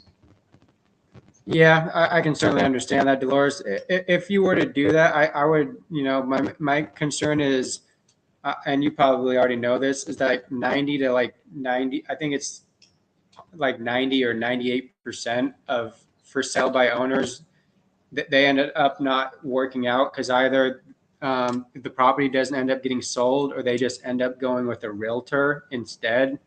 So I guess my concern would be like, if you were to go for sell by owner, the statistics on doing something like that just ends up not being the best, if that makes sense. Yeah. But it's what it sounds like to me, Dolores, is you want that. You're just tired of what my competition is doing to you, is saying that, hey, we're going to give you this number, and then coming back to the table and be like, well, then now we looked at the property and now we can't give you that numbers. That's what it sounds like to me. Yeah, that's what it is. That's exactly what it is.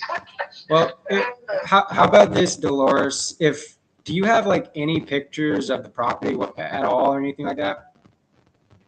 I did have some. I don't know if I still have them or not because I just got a new phone. I don't think I have them. When do you think you'll be at the property next?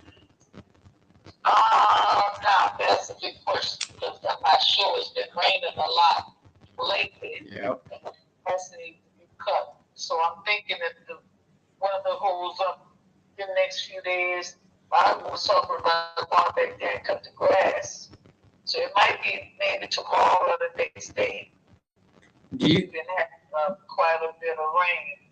Do you think if I gave you a call tomorrow, I could, I could get some pictures of the property and then I could actually give you like a real, like a real number of what we could do for you?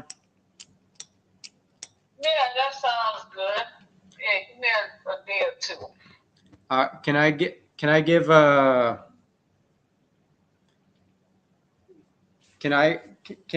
I give you a call back like tomorrow around like 7 p.m.? Yeah, either the day after. That way, give us a chance to get back there and get some pictures. Okay, I'll give you a call back. Let's make it 6 p.m. because I already have a call that I have to make at 7 p.m. on Thursday. Okay. What's your best email address, Dolores? Because I want to send a Calendly invite to you just to make sure that we're going to be set a set time at 6 p.m. on Thursday. So what's the best email address for you? You can send it to the Four Wheels. I'm sorry, what was that? Four, Yep. Wheels with an S. Okay. DrivingSchool@gmail.com.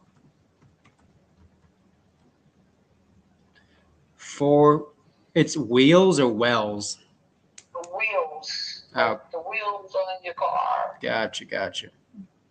4 Wheels Driving School at gmail.com. The wheels have an S on it. Okay. 4 Wheels Driving School at gmail.com. Okay. And then I'm gonna send a Calendly invite, Dolores, so that it's gonna notify you, of me calling you at 6 p.m. on Thursday. And then as long as I get pictures and everything, I'm gonna be able to give you a concrete number of what we can do. And then and if it works for you, great. If not, then we can go our separate ways, and hopefully you'll be able to get some more money out of it. Okay, sounds wonderful. Is there any reason at all why we wouldn't be able to talk on Thursday, Dolores, at like 6 p.m.? That would be a good time for me. Make it 6:30. 6:30. I'll be getting off at 6 o'clock. Yeah. Okay. Oh, you said Thursday, right? Yep. Thursday, yeah, because I have church tomorrow evening. Oh yeah, I got church tomorrow evening too. Yeah. So okay, perfect. So I'll give you a call at 6:30 p.m. on Thursday, and then we'll see what we can do for each other, Dolores. Okay, sounds wonderful. All right, thank you, Dolores. Okay, thank you. Bye. Appreciate it. Okay. Bye.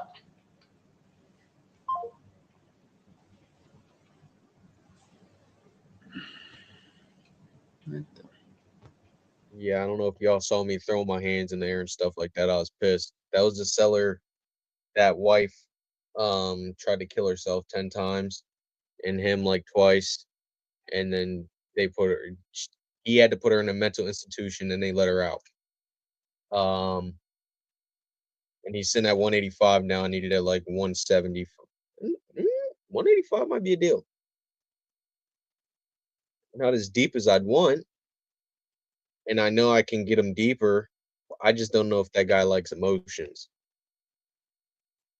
Because as soon as I was about to go back into it, he's like, yeah, nah, I'm out of here.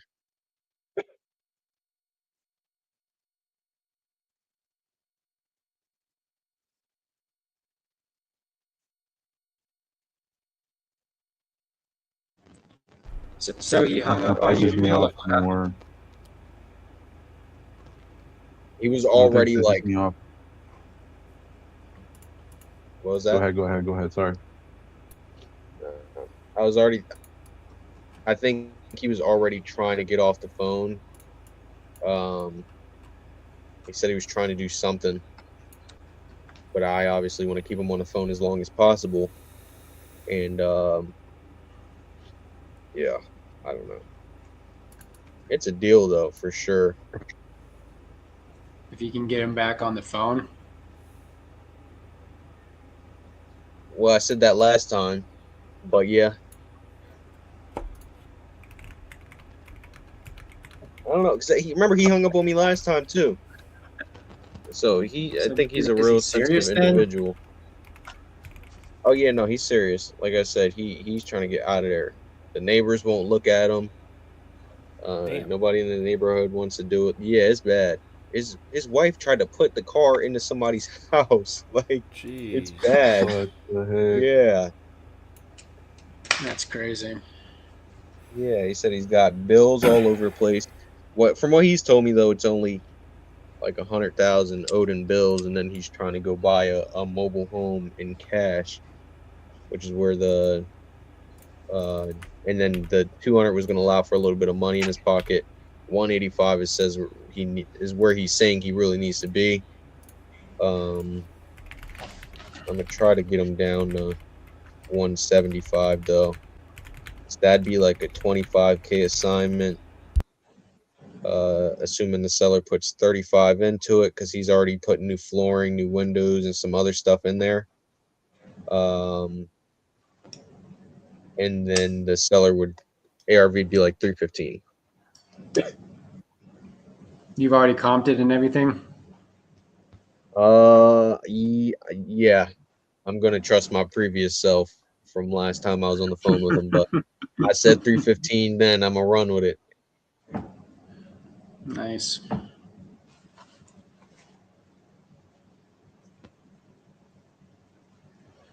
Just take his tangible away because he has $100,000 in bills, you said? Or in debt? He owes 57 on the house. He owes 21 on a car, and then he said 17 on something else. It broke up a little. Figure out what's the most important to him, because obviously maybe that 17 isn't as important. So that'll be like hey, if we can pay off the mortgage, pay off whatever that other debt is, and you're able to get that mobile home, and we just can't pay off that $17,000 credit card or whatever, would that still put you in a better position than when you're where you're at now? Because that's your 10,000 right there, dude. Yeah. Well, that's 15,000 right there. Yeah, that would probably be the way to go, because he's saying like he can't really afford this right now, being that his wife is no longer in the situation. Like his wife she's gone. So being that that's the case, his mortgage is $600 a month. That's half of his income right there. Yeah. Just take his tangible away. That last debt. Just be like if we can do all this, but we just can't do this. Like, would that still put you in a better position? Yeah. You're gonna get a 40K banger, dude.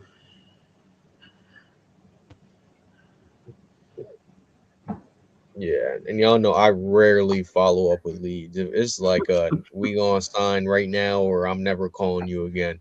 That's how you know it's like I know this is a deal right here. What happened, Jamil? I missed it. My bad. I don't think you were on the last time I talked to this dude. This is a lead that Hyro gave me. And this dude's wife has tried to kill herself 10 times. He put her in an institution. He no longer has her income. He's now struggling to pay the bills. His plan is to sell this house so that he can go buy a mobile home for him and his living assistants. This dude don't got no legs. He said he don't got no hands. He don't got no fingers. He don't got nothing. Like this guy's life. I don't know. He said I don't got shit. No, like, this is crazy. How does that happen? I forget what he said, but this guy's life. Oh yeah, so why is he not selling? Why isn't he selling? Like, yeah, you said it's a deal. Why isn't he signed a contract? He hung up on me twice. He hung up on me last time because I was distracted up, and then he was, oh, this guy doesn't care about me. He hung up on me. And then actually 3 times. I'm lying. I called him yesterday. I was too forward about the house. He was like, all right, yeah, I'm not dealing with you right now. Hung up on me. And then I called him today, led with the wife and stuff like that. That allowed him to stay on the phone for a little bit. But he just like, once again, randomly hung up on me. Like he's motivated out the ass, but I don't know if it's the time of day I'm calling him. You might as well just get you might as well just tell him. That might be why Hyro gave it to you. Who knows? Is this price that he asked for already the price you can offer him, or? Damn near it now. I mean, 185 is still a deal. It's just not as deep as where I'd want it, especially because at this point in Hyro's lead, I'm obviously going to give him a percentage. So I'm trying to get like at least a 25K assignment off of it. It's a high price point too. purchase price is going to be in the high 100s. I'm not doing no 10K assignment. Yeah. I don't know, man. I might just go for the kill next call. Like, I don't know. Yeah, Strategic. I was about to. He's talking about I'm in no rush and all this stuff, and then he tells me his mortgage is half of his income. So my plan, I was about to dig into that a little bit deeper. Hey, how much longer can this really feasibly work out? Everything like that. Hey, I know that you want to pay off all this debt, but would selling this and keeping, like Isaiah said, and keeping just a little bit of that debt still put you in a worse position than it is now. Being in the neighborhood where people can actually,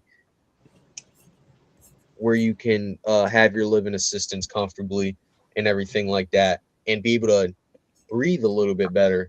Would that put you in a better position? Yes. Awesome. All right, cool.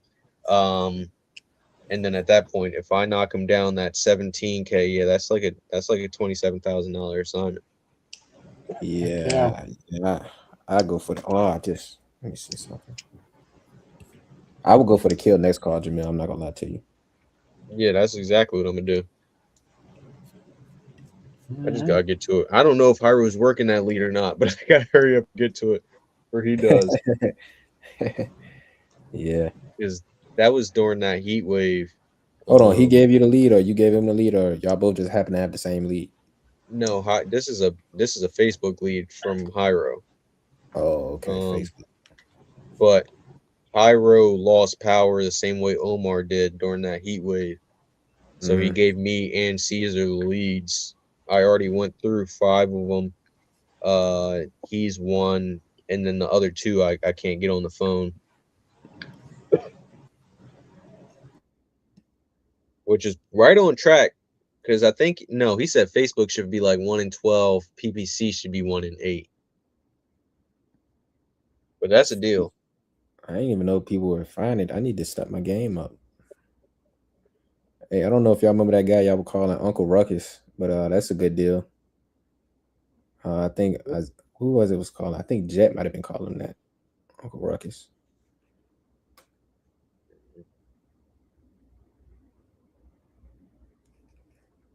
But this stuff has to go through probate again. I never dealt with that before. What's that? A day you're working on? Yeah, his mother passed, and his sister went and said that she was the only daughter during probate. I mean, only child during probate, and they had like no other. She didn't have any siblings, or whatever the case may be. Whatever she did work, and she ended up getting the mom's house without like anybody knowing. And now he's trying to like rightfully get it back because she lied about it. And he was living there for a long time, and it just changed ownership. So he doesn't live there anymore. It's her. So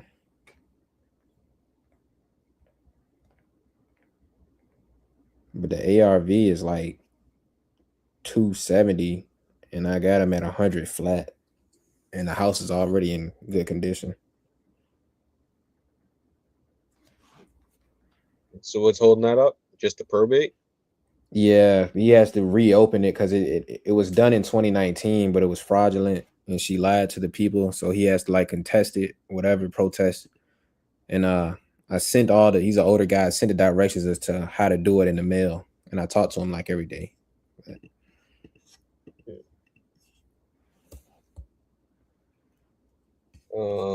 But you have it under contract already? No, so I told him don't sign the contract yet, just because it's technically under his sister's name. He has to kind of wait until, the courts do what they have to do to give it a new owner. Because his sister will have to sign it now, and obviously she's not going to sign it. So, I told him to hold off on that.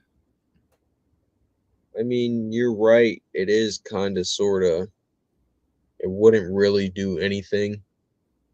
But at the same time, if you get a signed contract now, as soon as he gets probate done, you're good. You're off to the races, compared to somebody else who might just lock it up.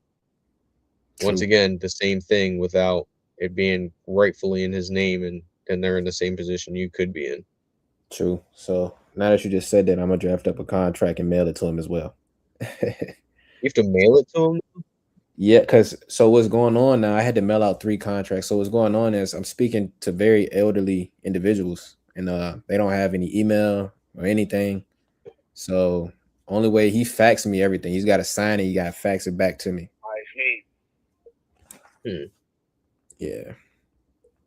Is there any TU members nearby? Oh yeah, probably for sure. It's like Orlando. Let me see. Orlando. I don't know.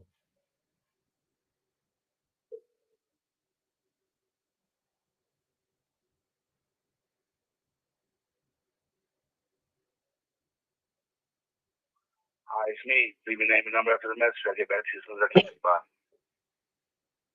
Hey, Joe, call me back.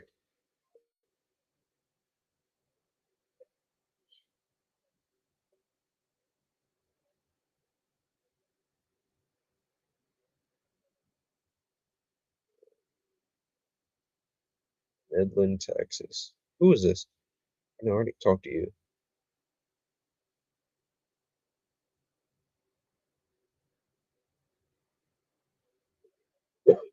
Telephone number 3. Albert. Telephone. Yes. Hey Albert, this is Omar. I was reaching out about that property on Newcomb. Are you still looking to sell that? Yes. Okay, perfect. How much are you looking to get for it? Hold on one second. Hold on. Just hold on. Yes, sir. Yes, sir.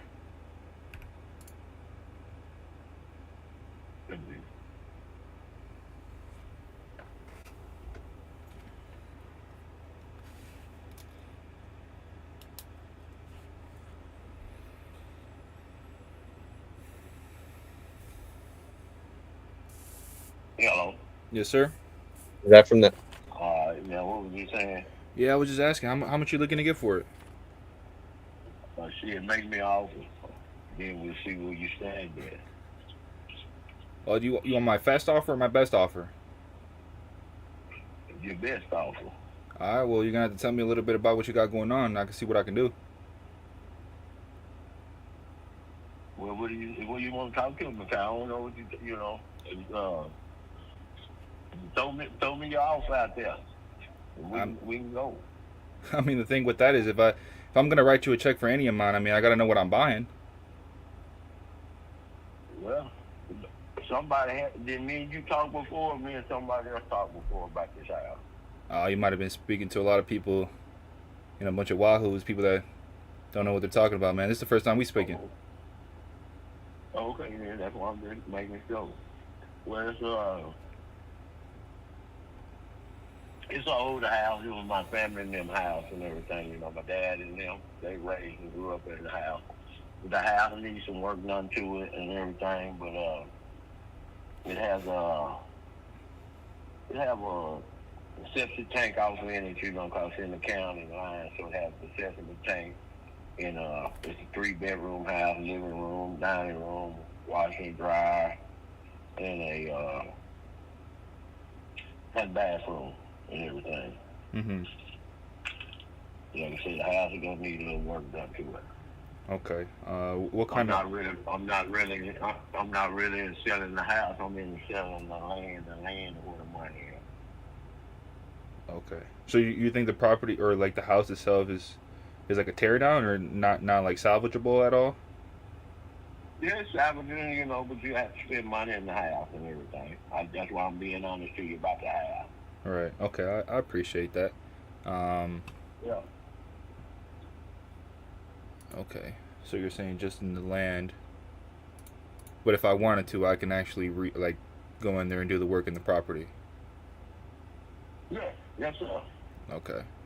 We got gas and everything, natural gas going to the house, the whole 9 yards. We got all brand new gas lines in the house. Okay. And I mean, just to ask you, because you know more about the inside than I do, if you were to ballpark like an amount that that is needed, as far as repair goes? Do you happen to know that amount? No, I'll be telling you a lie. Cause I don't do nothing with. I don't know nothing about it. Okay. Doing work in the house. I'm a pipe fitter, so I do totally different line of work on that. Okay, and when I'm seeing online, I'm seeing 356 square feet.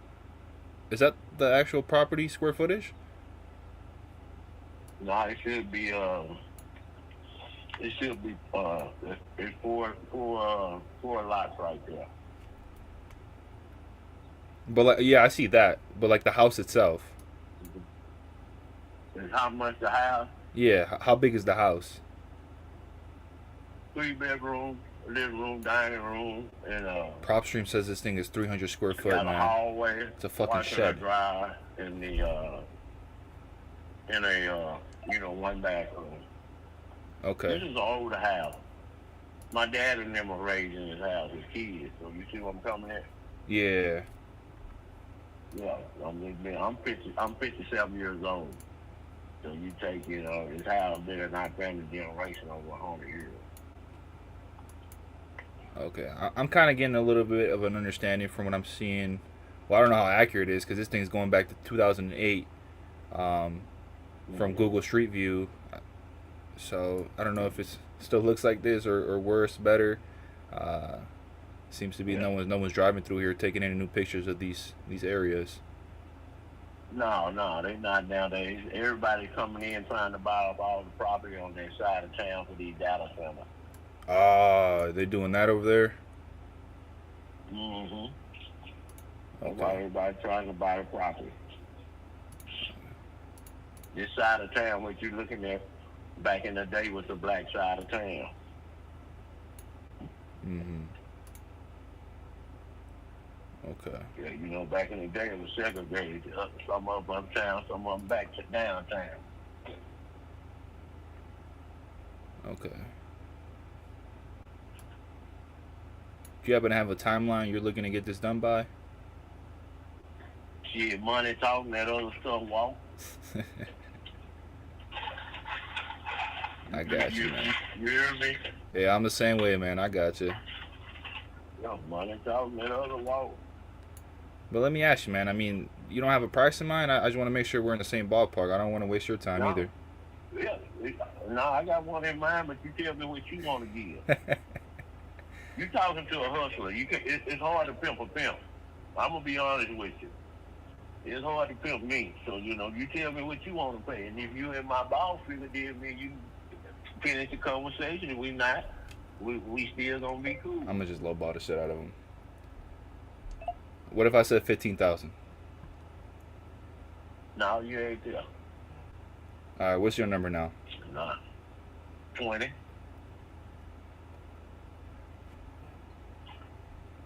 $20 is my bottom dollar. What can 20 do that 15 can't? Shit, I don't need no money. Just give me that. Hey, I'm living good. Just give me the house then. No, I got 6 kids. It might get better down the road. No, I got you, man. Yeah, I tell folks, I didn't really buy the house for me. I bought it to lead to my kids and everything. But since all this Dallas shit's going on out there in my hometown, I'm looking at it now where I can get the blessing and might be able to enjoy my money. You see where I'm coming at? Yeah, if I'm able to sell for 20, I am going to sell. Yeah. Because the value is steady going up and everything on that side of town. Okay, let me ask you this. Like the inside, like if I were to put somebody in there, like is it livable?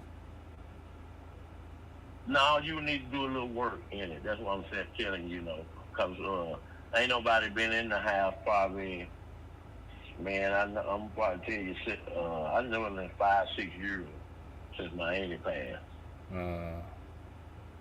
Yeah, every bit of 6 years. Yeah, so I'll be honest with you. Okay, no, I appreciate that. I mean, let me ask you this: do you happen to have any pictures of the inside at all? No, I ain't gonna tell you no lie, man. I'm gonna be straight up honest with you. Oh man, you're making it hard for me, man. I tell you what, I'm gonna tell. Listen, what I'm gonna tell you. What I'm gonna do for you. This is my last bottom dollar. My last bottom. You said 15, right? Yeah. You said 15, right? Okay. I came over here and I said 20. You want to meet in the middle? What's that? 17? 17.5? Yeah. If I say yes, I mean, would you be able to give me pictures? No, because I'm gonna be honest to you. I stay in Dallas. Oh, You see what I'm saying? Yeah, I stay in Dallas. Okay. I was born and raised out there. When the property, You guys think I should when my lock this cousin up? wasn't paying the taxes, you know, All right, fuck I it. got a telephone call and they say, hey, this is what's going on. And a lot of people didn't think I was supposed to buy the property. They were like, don't take your money out there and waste it on that property and everything because you never going back. But like I told them, I look down the road, I don't look right now and everything, you know. I always look for the future and everything. Right. You never know what the future could bring. And ever since we was kids, we know it's all or something on that side of town. They just didn't come back in the day. But like we say, it was a black community and everything.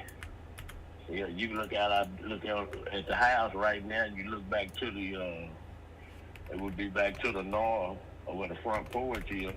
You look back out north, you see oil wells on the other side. You see windmills over there. So you know it's coming sooner or later.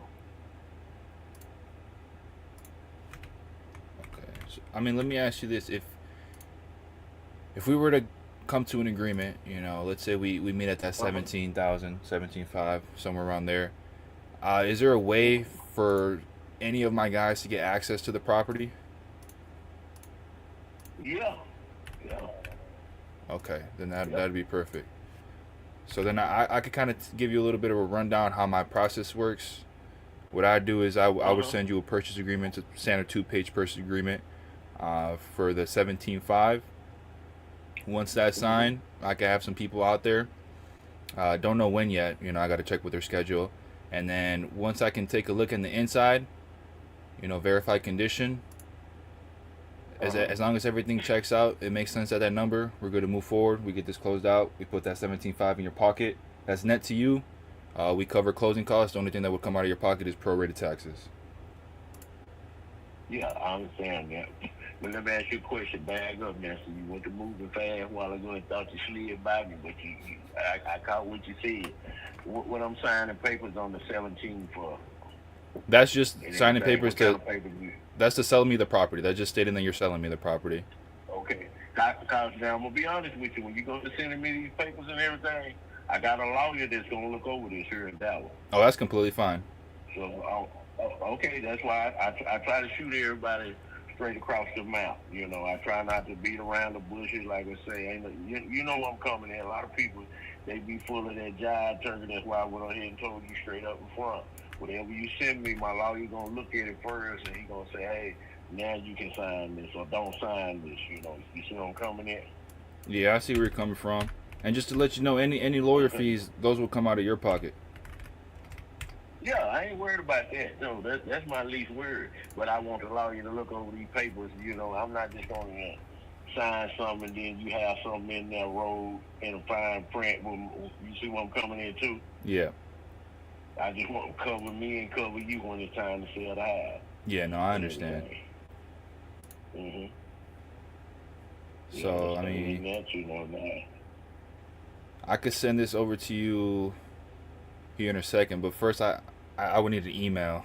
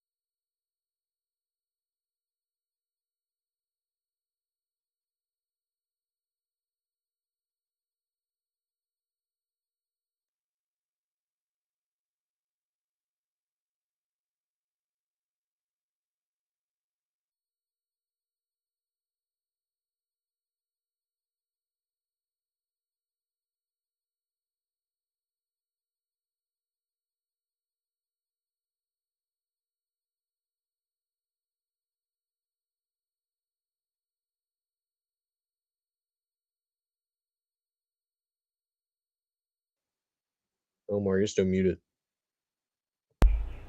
Gmail.com. Yeah, he was giving me the email. So you see on that Jamila, it's Jamila, then it's the dot. Love.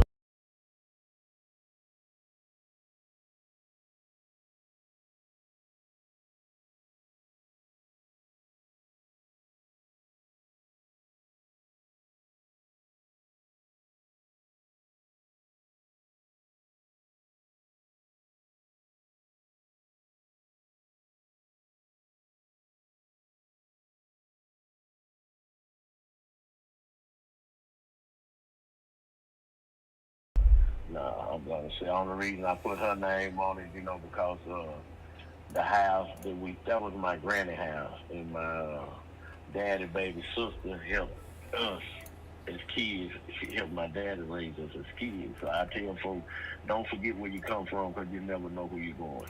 Oh yeah, that's right. Oh yeah, you gotta have a good heart and a good spirit and everything. That's why I tell folks, that's why I shoot out. You see, I've been shooting it straight to you the right way. I ain't been going around the bushes. No, man, we too old for that. I said, when we was young, you beat around the bushes. I tell young kids when they hire them on the job, don't come in here with your feelings, because ain't no feelings in here at all. So if you ain't gonna get in your feelings, you're in the wrong line of work out here. Email the papers over. I can send it over here in the next 5 to 10 minutes. When do you think you get a chance to look this over with your lawyer? I'll probably look it over tomorrow and everything. Okay. You happen to know time? That way I can give you a call after? Call me back probably tomorrow around. But what time you call me? About this time tomorrow. Cause I don't get off work till around about 4 o'clock. So me and him be able to talk at the same time. Okay. I can talk to him while I'm at work. And then, he can look over with me, and after that, I can, matter of fact, man, she didn't hear, why don't you just send me 2 copies? Me and my sister can get both of them done at the same time. Yeah, I mean, everything work out right. Yeah, that's how it's gonna work. You just the electronic signature software that I use. That's how they structure it. Any one that I would use, they're gonna send one first, and then as soon as you sign, your daughter gets you'll get an email the same time for your sister to sign. Right after you sign. Because it's gonna be the same. It's gonna be the same purchase agreement. It's just you gotta sign, and then she gotta sign again. Yeah. Now, this is the number that you called me back. This is your working number? Yeah, this one works. For you. So as I call back, you gonna answer this number? Oh yeah, yes sir. Okay. I just, what's your name? Omar. Omar? Okay. Yeah, I just like to, keep it, real and everything, because, people nowadays, so much shit going on out in this world, it's unreal, Omar. Oh no, I understand, man. There's a lot of crazy stuff going on. Yeah. There's a lot of stuff going on crazy and everything. But now, like I say, just once you email the paper over, I'm gonna call my daughter once I get off with you until I got these papers being emailed over. Once they get to her, she gonna call me back, and then in the morning we'll fax them right on over to my lawyer. He'll look at it. Once he look at it and see everything okay to sign, then, like I say, I either call you once it said okay to sign, or you call me back tomorrow around about this time, and we can proceed with my sister getting her sent to you when she can sign. Okay. And let me ask you this: do you have your lawyer's email? I mean, I could forward it to him too if you'd like. No, you okay? I can handle all this. Yeah. Okay. That sounds like a plan. Okay. Yeah. Sometimes you keep confidential business between confidential. You say, I'm old school. Okay, I got you. That's what I tell you. I'm old school. Yeah. I just want to see if I can make it just simple for you guys. Yeah, sometimes when you talk to when you go in a car dealership, you tell them you already approve of this here, the first thing they tell you. But say, once you let me run and see what I can do, you can't do no more better than what that man already did for me. Shit. Yeah. That's why I say, man, I keep you straight up front with you. Yeah, just like I say, tomorrow evening, give me a call back. If you ain't heard from me about I get off at 4, so I don't make it home till around about 5. And if I didn't got everything taken care of, by then, I'll call you back at this number tomorrow evening around about 6 o'clock and say, hey, man, I'm going to sign the papers and this is what we going to do. Okay, yeah, that sounds like a plan, Albert. Yeah, oh yeah, you seem like all right, man. So I'm trying to work with you. That's why I told you. When you said what you said, I said what I said. Then you said, I said, hey, can we meet in the middle? Sometimes you got to know how to meet in the middle. Mm-hmm. Oh yeah, shit. Yeah, you meet in the middle, everything work out fine and everything. Yeah. So But yeah, all right, then I'm gonna get my ass over here. But if you don't hear from me, call me back. I got you, Albert. I'm gonna send this over to you. Make sure your sister's on, or you said your daughter, right, for the email. Yeah, it's going Okay. to my daughter email. All right, just have her be on the lookout for that in her inbox, okay? Okay. Mm-hmm. All right, Albert. We'll keep in touch. Appreciate it. Yes, sir. Thank you. All right, bye. All right. That went somewhere I didn't think it was gonna go. I was fucking around. Yeah, I was surprised as hell. I'm almost positive this is how you What do lead source was that? That's yours. Really? Yeah, that's one of your leads. Rocket. Let's see. I'm almost positive on RapidSign if you do +1 after the email, it sends the copy after. I think that's how you do it. Let me ask ChatGPT. 3801111.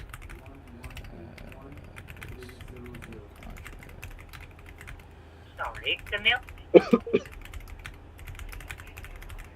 Sorry. Sorry, the mailbox is full. Oh, who am I supposed to be calling right now? Brian. Who the hell is Brian?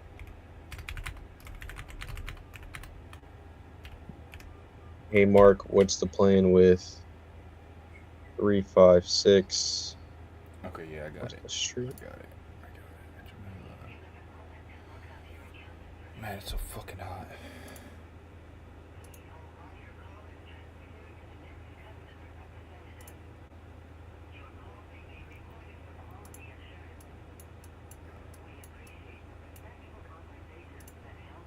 Come on, hold on. Spell check.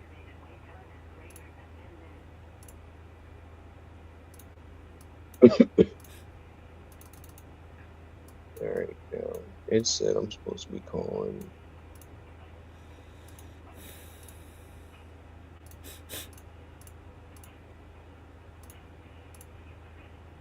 Leona.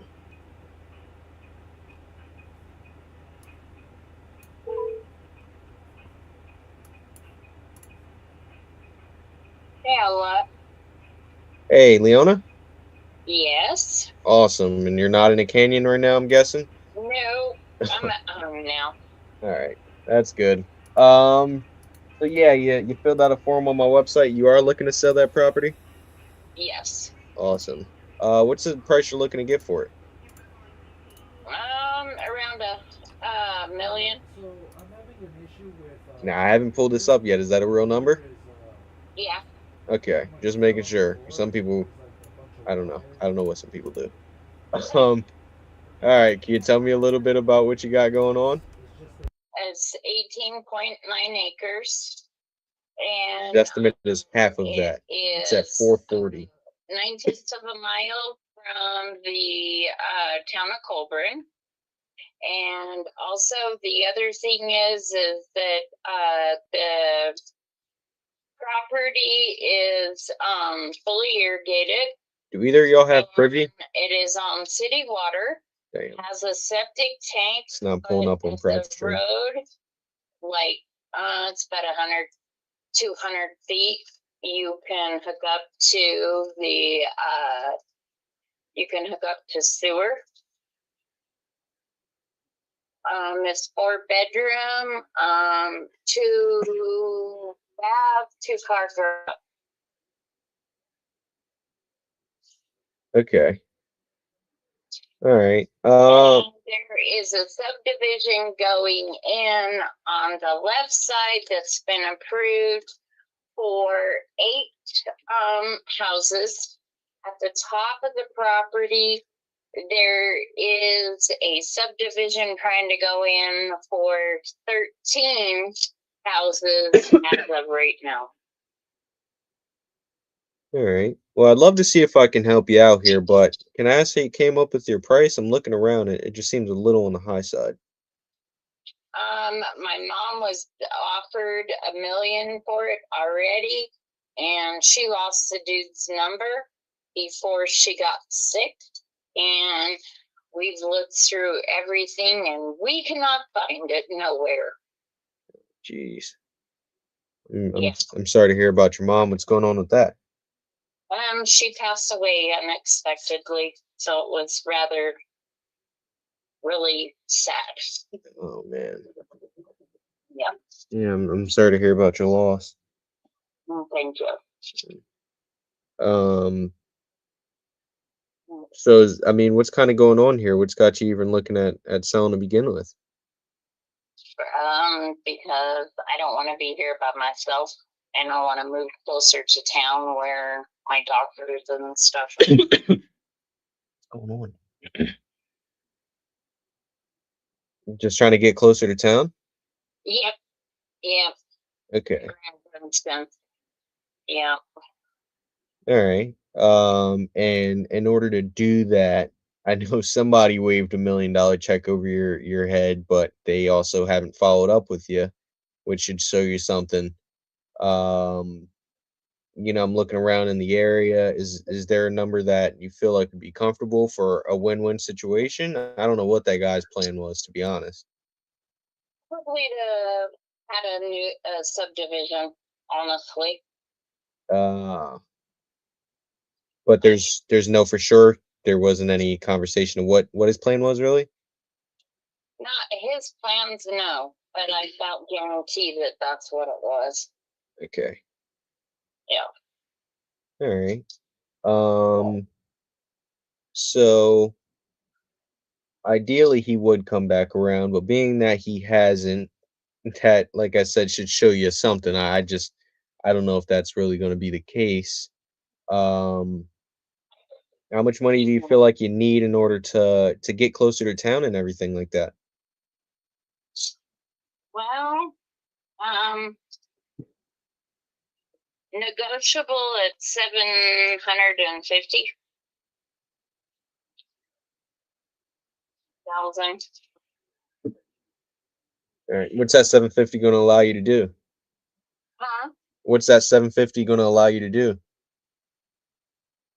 Well, it has to be split up between 2 other kids and myself.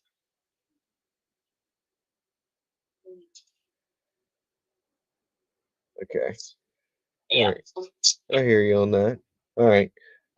So I mean, ideally, it sounds like you just want to get closer to town because of the doctor's appointments and stuff like that. That is there a sort of time frame on that, or what's going on? I don't want to be here past September. Winter will set in, and I don't want to have to be here past winter. September, huh? I mean, what kind of goes on during winter time though? I guess. A lot of snow. A lot of snow, and I don't like the snow. I'm tired of the snow. I've been here, well, this time I've been here since 2017. Yeah, I took care of my dad before he passed, and then I took care of my mom before she passed. Yeah. I could see this definitely needing or this. I mean, it's Colorado. Of course, there's going to be a bunch of snow.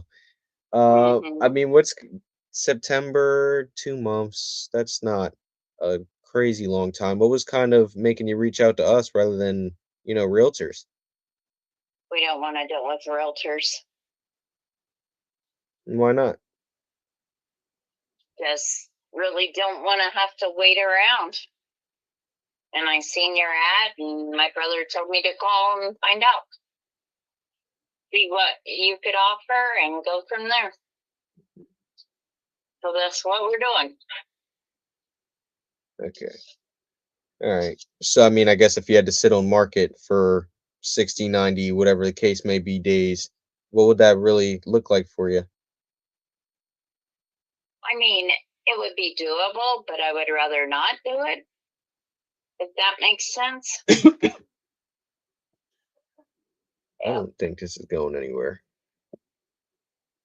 Omar, could you just take a look at it for me when you get a second? You just don't. Yeah, I got you. Estimate is 4 something.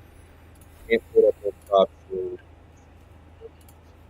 ask a million and that's Zillow says So 400,000. yeah, that's what we're all three looking at. Where's she getting the 1 million? Okay. Get it over with and get it done. Yeah, she said somebody offered her that, an investor that she thinks was going to put a subdivision in. Yeah, I hear you on that front. My only concern is I do want to make sure I'm getting as much money in your pocket as possible. I am different than other investors where it's like I'm just going to lowball you and, you know, hope that something sticks. I want to make sure that it's a win for you and a win for me. My kind of concern here is, like I said, looking around the area, 750 even seems high. And Zillow's calling your house, I think it said 440 is what they were calling it. You know, on their estimate, which isn't end all be all by any means, but you know, it's usually pretty accurate these days. I mean, how much do you really feel like, hey, we don't have to deal with the showings, we don't have to deal with realtors, we don't have to deal with any of that. For all 3 kids to be able to walk away with their heads held high, what do you feel like a price for that would be? Honestly, $750. I think I'm wasting my time. You don't see anything, right, Omar? What? I don't even see anything with a 7 in front of it. I only see. I don't even know where the fuck I am, bro. Hold on. I mean, if we could do lower, we would, but we don't feel as we could. Why is that? Just because if we don't want to, I guess. Oh, so it's a want more than a need then? Well, it's all the above, want and need. What's the need then? 1795. What is the need? Mhm. Well, we all 3 have lives that we need to get on with and have a place of our own. I see one for sale. 650. Way bigger though. 13 acres. But if you don't think you can help us, I mean, that's your decision. But at this point, this is what we feel like we have got to have. There's 6 Okay. acres for sale right now for I hear you. 350. Yeah, just because, like I said, looking in the area, I'm seeing even the highest for sale that I see is listed at 650. So say I could sell it for something similar to the 650 if I buy it off you for 750. Obviously, that's a no-go on my part. I think that your best bet on this would be the realtor route. All right. Well, thank you for your opinion. We appreciate it. Alrighty. All righty. Have a good evening. You too. Bye-bye. I could have dug some more, but I mean, land one, is she selling didn't for want to good. tell me. The land is selling for like in the 200s. You got almost 8 acres on, but it's on it's like it's for sale. It's not sold. For 199, you got another one that fucking skyrocketed, doubled it, basically 350 for 6 acres. I think because there's already land built on it. Yeah, there's roads and stuff on that one. And then you got another one for 219, 10 acres. Either way, she's asking for 1 million. Or 750 is what you said, or what she said. Yeah. That's 10 acres. So at most, somebody would be willing to pay. We had another 7, like 400,000 for just the land and I don't even know. I don't know how to calculate that, to be honest with you. That is out of my expertise. I know it ain't no damn 750. That's all I know.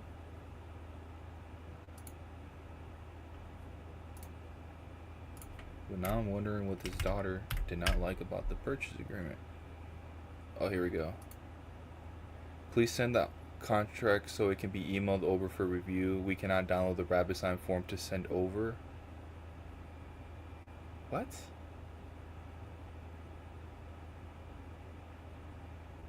I can email it, but we cannot download the rabbit sign form to send over. You can when Send you over sign to it, the attorney? I guess. I can send it like that if she wants. I don't have any issue with that, and then we'll see what they say. But I shot that low. Well, I don't even know why I shot that low. I saw one sold for 100,000, but it was obviously in better condition. And it's in a small town. And then I see one that sold for 26 on market back in June, but that one is like in, I guess, somewhat livable condition. Like the kitchen and all that's like outdated. So I don't know. Maybe somebody a bite. But that was on market for so long. We'll see. You never know until you know. Yep. It's like you can't get it much cheaper than that. Yeah, You might as well just shoot. Maybe I should have shot lower. I was expecting to hear a fuck off. Yeah. Can you hear that? Yeah. Let's see. Let me see. How do I? I didn't even know you had Dominicans in Detroit to begin with, so that's a little surprising. Where I live, it's like nothing but Latinos, Hispanics. You got everything here. You got Colombians, Dominicans, Puerto Ricans. Alright, what am I doing? Mom died. 3 heirs.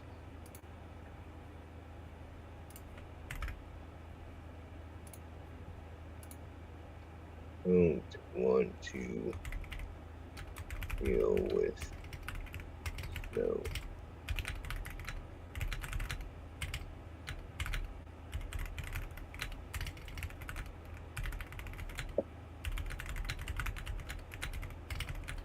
It's just so hard to deal with some of them leads sometimes. Like, I have to try to sit here and fight against a ghost offer of $1 million that you know isn't coming back around. But because of that, now you already sat here and counted that money that you were never going to get. What the hell? Okay,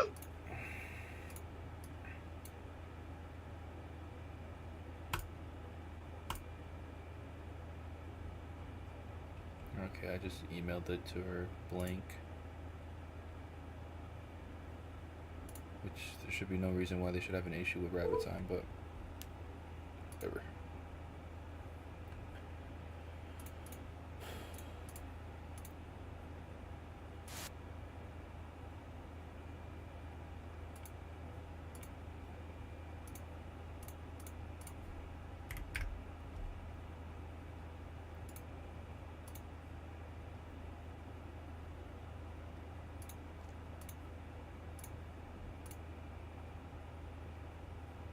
Your call has been forwarded to an automated.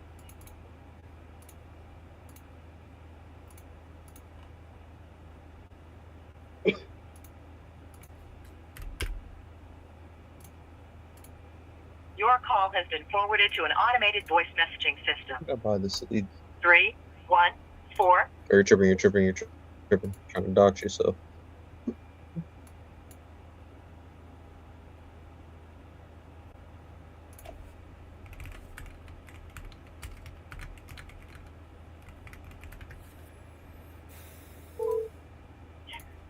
This number.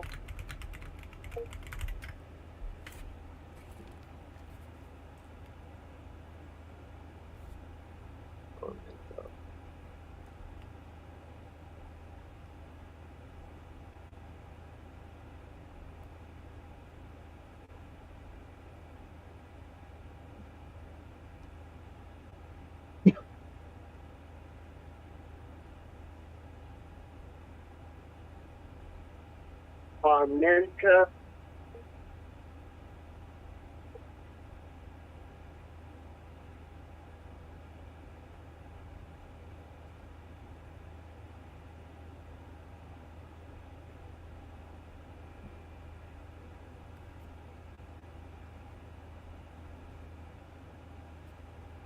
Arminta Harvey.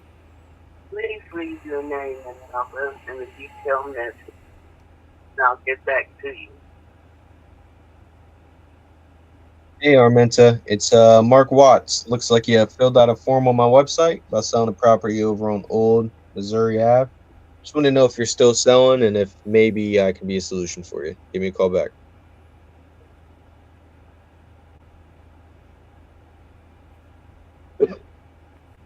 Today, Tuesday. Your call has been forwarded to voicemail. Your call has been forwarded to voicemail. The person you're trying to reach. Your call has been forwarded to voicemail. The person you're trying to reach is not available. At the tone, please record your message. When you have finished recording, you may hang up. Hey Dan, it's Mark Watts. You filled out a form on my website about selling a property over on East Bayou Drive. Just want to know if you're still selling and if I could be a solution for you. Give me a call back.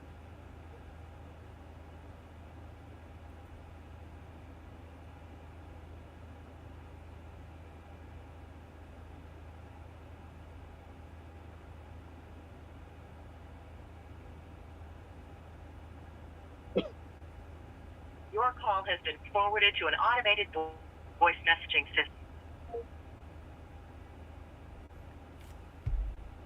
Your call has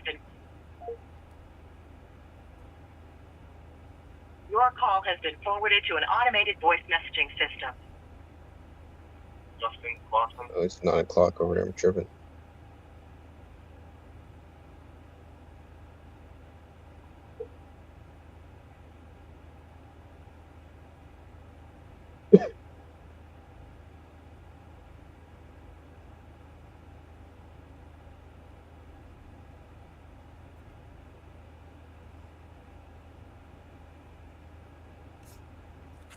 My fault, fellas. I ain't contribute today.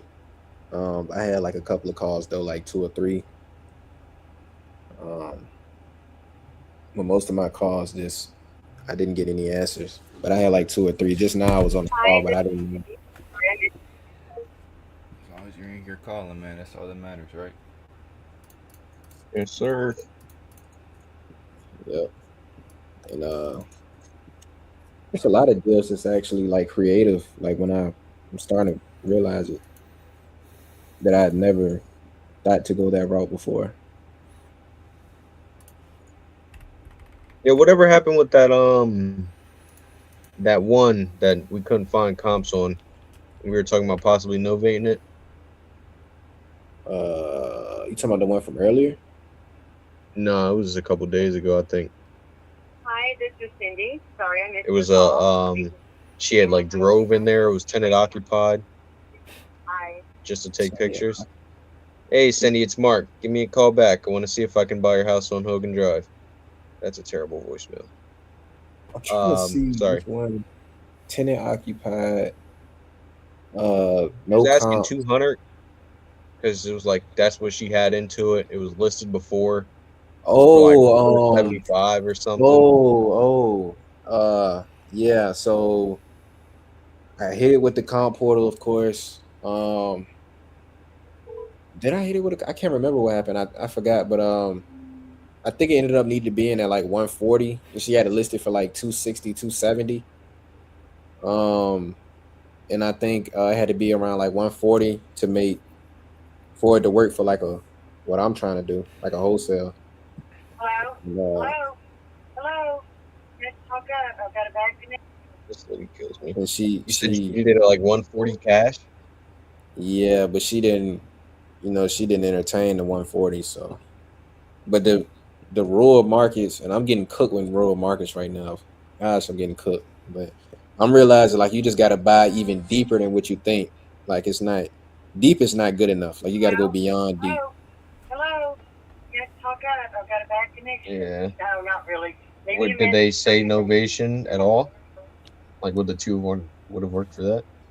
Hey, Yeah. Colleen, it's Mark. Give me a call back. I want to see if I might be able to buy your house. Still bad voicemail. I don't know what I'm doing in my life. What was that? Sorry.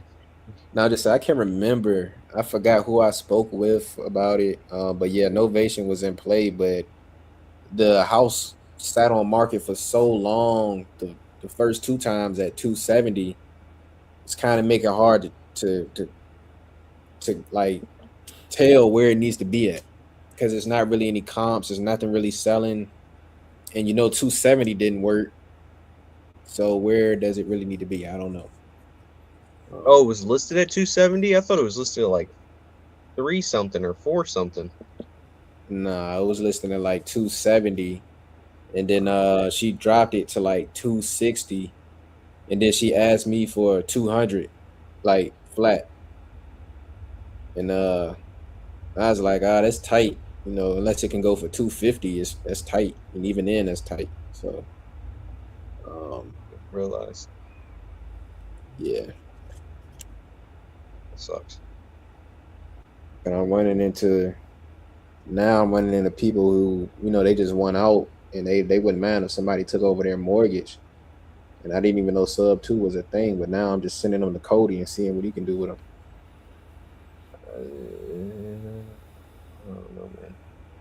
I've kind of like, I've pitched it. I've had sub 2 contracts, and stuff like that. I haven't closed on a sub 2 deal, but it's like it just scares the crap out of me. Because at the end of the day, you're putting yourself on the line, assuming that person that you assign it to is going to be able to come, consistently make that bill. They won't miss any payments, anything like that. So if it gets foreclosed on or something like that, they're suing everybody. They're suing you, the title company, the end buyer, everybody. I feel like the end buyer would take the most heat for that though, because I didn't do anything. It don't matter. It don't matter. A lawyer's going to say, I want everybody that was involved in this transaction. I'm suing everybody. So they going, let me see the original purchase and sale agreement. I'm suing Mike. I'm going to sue the person that didn't make the payments to title company, because why would you let somebody do something like this? Everybody's getting sued. And then they'll just let the court figure it out. I'm gonna wear me a nice suit and tie. I'm gonna wear me some nice shoes I got with my assignment money. Please leave a message. I will call you back. Thank you. Have a good day. The mailbox is full and cannot accept any messages at this. All right, call these people. Yeah, man, I'm about to hop off, man. I appreciate y'all for the advice today. Your call has been forwarded to voicemail. They gave you advice? Yeah, for that Mississippi deal earlier. Call has been I don't remember. My brain's fried. forwarded to voice.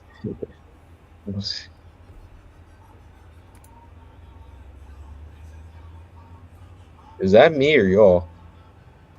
What? It's Somebody a turned up. It's a Somebody party. turned It's a party. That's Omar. Driving by my house, man. These people, it's like when it's nice outside, these guys roll their windows down, blast their music, man. Shit's annoying, but that's what they do. Yeah.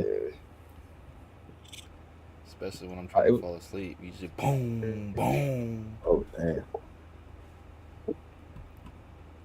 Yeah, it's been getting so bad lately. I was on the highway doing 85 miles an hour earlier, and somebody in a Civic pulled up next to me and was shaking the van. I ain't never felt something like that before. Like, how you even do that?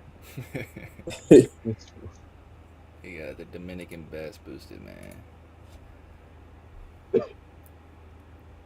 Only thing I know about New Jersey is Newark. That's it. Pop Rockin' and Queen Latifah. That's it.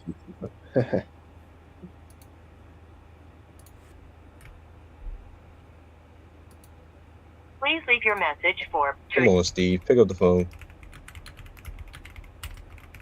It ain't. I don't know. It's cool. I used to want to move out until I started traveling a lot, and then I was like, it ain't that bad. You ever been to Iowa? Don't go to Iowa. Just don't. What are you doing in Iowa? Somebody I race with lives out there. So when I was doing a cross country road trip, I stopped by. I was like, "What do y'all do out here?" He's like, "We've got the world's largest truck stop," and I'm like, "That's it." He's like, "Yeah." Oh man, Iowa. It's like you gotta have a reason to. You gotta have a reason to go to Iowa. Like I don't think anybody just willingly, maybe it's college or something. I don't know.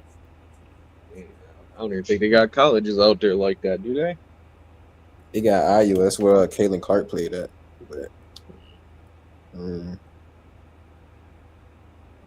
Pick up the I mean, phone, if you would have Belinda. moved from Jersey, well, Jersey seemed like it's cool. They make it seem like it's dangerous, though. I don't know if it is or isn't. I mean, it's like anywhere else. Like, I'm not going to go to Philly and go to Kensington. Like, what do I look like doing that? Yeah.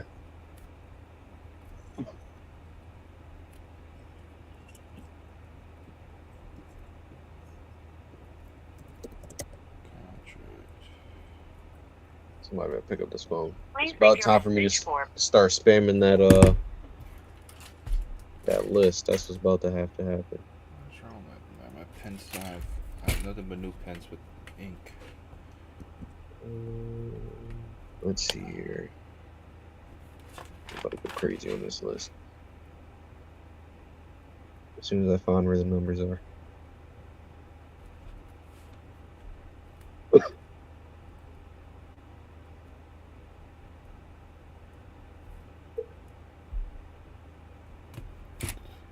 Please leave your message for.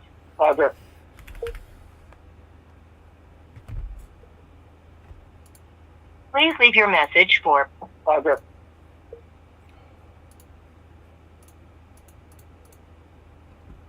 Please leave your message for. Bro, who is spamming, bro? It's 809. Yeah, my number is it. It's 809 here. Why are you call so late? It's 9 o'clock and I've been calling you for the last month. And then anytime you tell me to call you at a certain time, I call you and you like, I'm not going to pick up. I was wondering what that was. I was like, was somebody going crazy over there? No, this is a text from a different. Oh. This is a different lead. There's no other time I can get a hold of you. What do I even text this lady? Every time. That doesn't sound professional.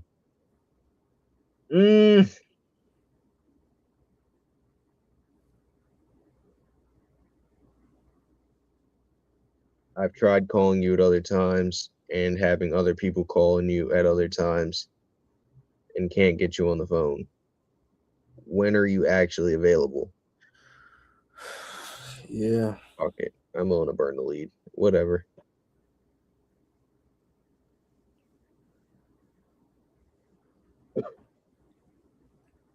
You don't do that though? Like if something goes straight to voicemail, you don't triple tap it? Yeah, I mean double, triple.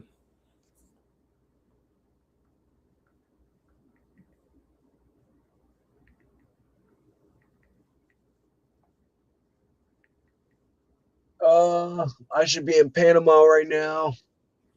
I gotta get out of here. It's all right. You got a 40K. We all got a 40K banger coming soon. Yes, sir. I thought the Mississippi one was 40K. I tried to give it to Clyde for 90. I got it for 50. I had a rude awakening. What did he say? He was just like, he was like, you would think I'd be able to like make profit at 90. He just like, the market is kind of like trash over there. He was like, it's just bad. He was like, you really need to be at like 35.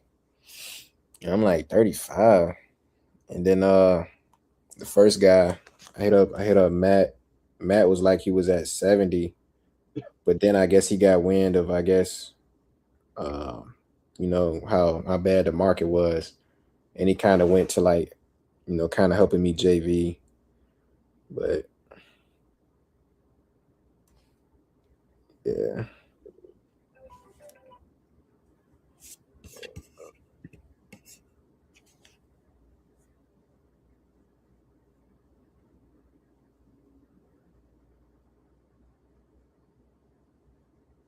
Why am I sitting here arguing with this lady? I'm about to just dead this lead.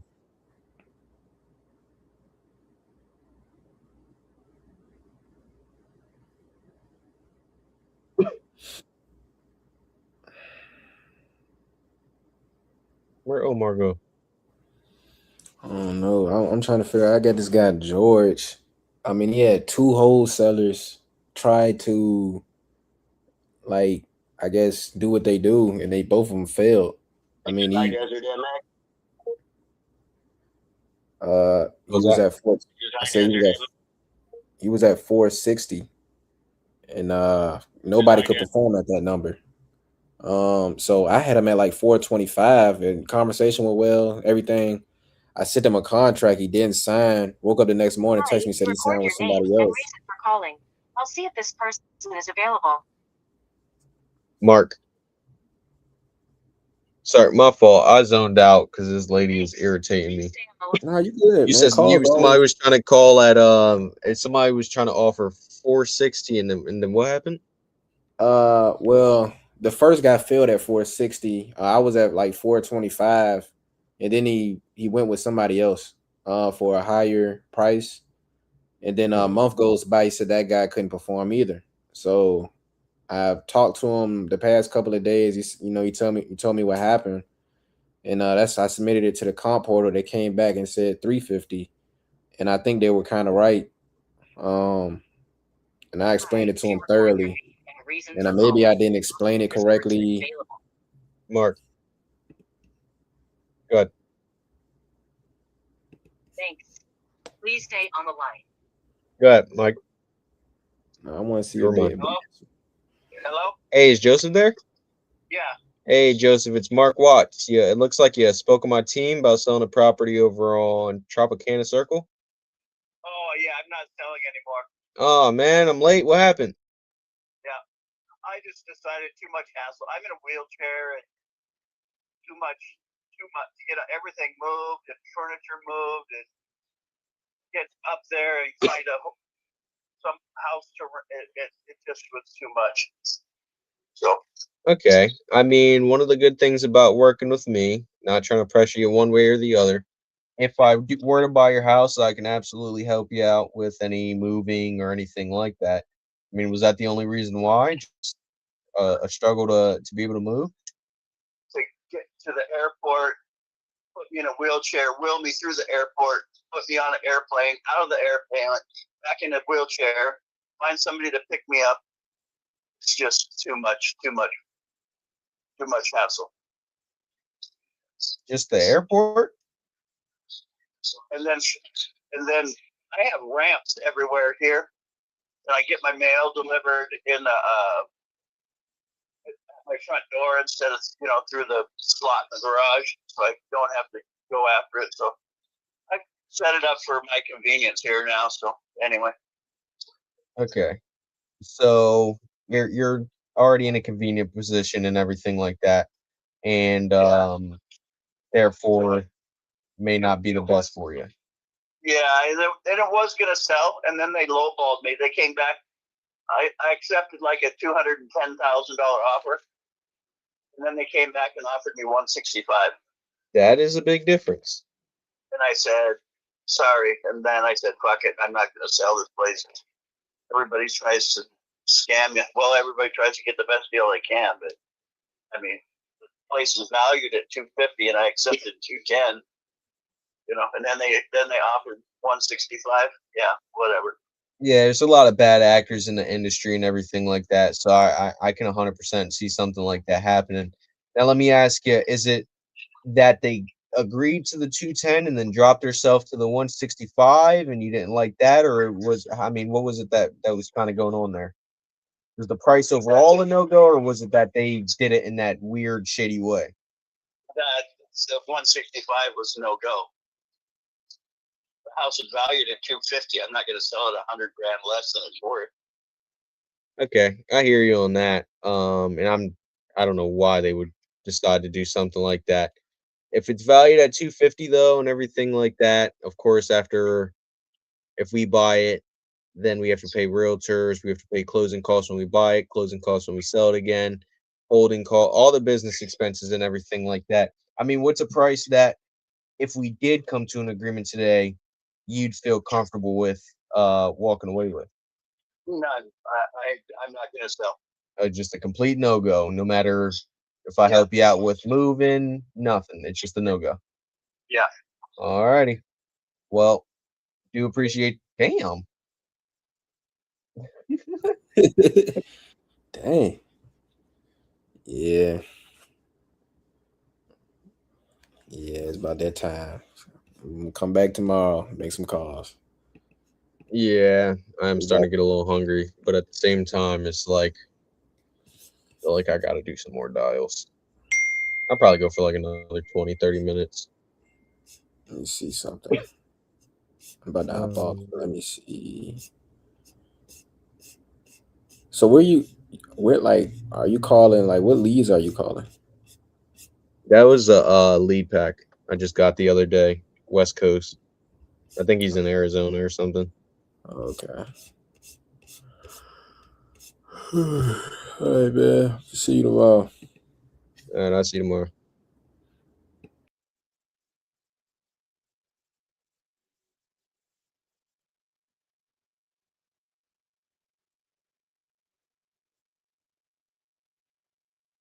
They haven't been able to get a hold of you either. I plan on buying the house to flip or rent. I don't know yet. Oh, this lady is crazy and I don't want to deal with her. I'm about to just dead that lead. Yolanda. The subscriber you have dialed is not in service. If you feel you've received this message in error, please hang up and try your call again later. Message TX11556.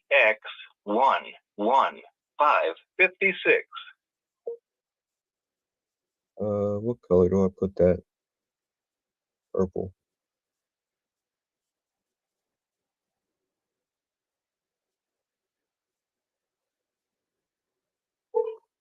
Hi. If you record your name and reason for calling, I'll see if this person is available.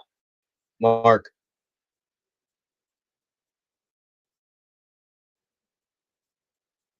Thanks. Please stay on the line.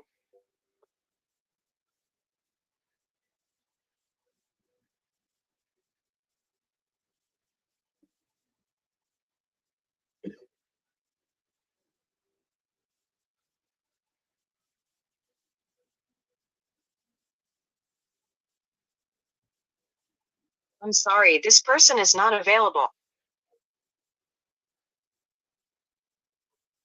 Hi. If you record your name and reason for calling, I'll see if this person is available. Mark.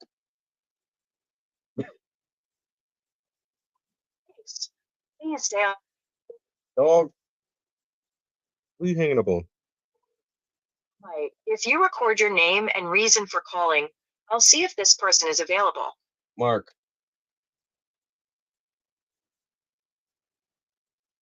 Thanks. Please stay on the line.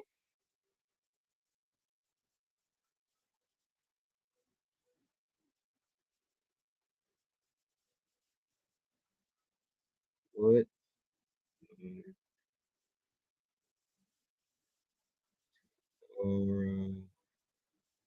Morning. I'm sorry, this person is not available. If you would like to leave an additional message, please reply after the tone.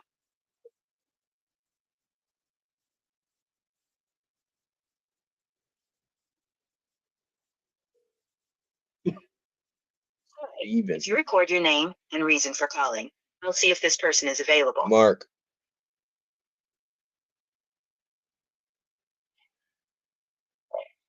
Hello. Hey, Steven there? Yeah, so Hey, Steven, it's Mark Watts. Looks like you spoke with my team about selling a property over on Barlow Trail Road at one point. Just wanted to know if you're still selling. yeah, once I find a good buyer. Perfect, because I'm that good buyer. What's the price you're looking to get for it? 1,600,000. 1,600,000. Yeah. All Yeah. right. The house is insured right now for $2 million, and the property's 600,000. It's 2,600,000 the way it sits right now. 7,383 square feet on 6 acres, and it's not quite finished. All right. When you say not quite finished, what do you mean by that? Well, it's the shell is insured for the $2 million. It's got the roofs on it, the sidings on it, the outside siding, the windows, the exterior doors. It needs the flooring, the kitchen, the bathrooms, and just the finish work inside. Okay. All right. Well, can you tell me a little bit about what you got going on to see if we can make it happen? Well, I've been building it for 14 years. I'm 71 years old. I'm still working on it every day, trying to get it.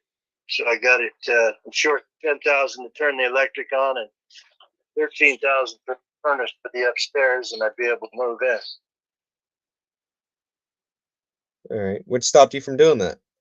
Well, I don't have the 10,000, and I don't have the 13,000. I've already invested over 350,000 into it over the last 14 years, and I got a lot of other bills too, besides just money putting into that house. So, All right. Well, I'd love to see if I can help you out. What else do you feel like you got to handle? well, I don't have to handle anything. I'm just not going to sell this for 700,000 and walk away with nothing for working on it for 15 shit years. I've had offers for 7,000, 785, but I'm not selling it that cheap because it's going to cost me about 500,000 to move, and I owe 400,000. That's 900,000, and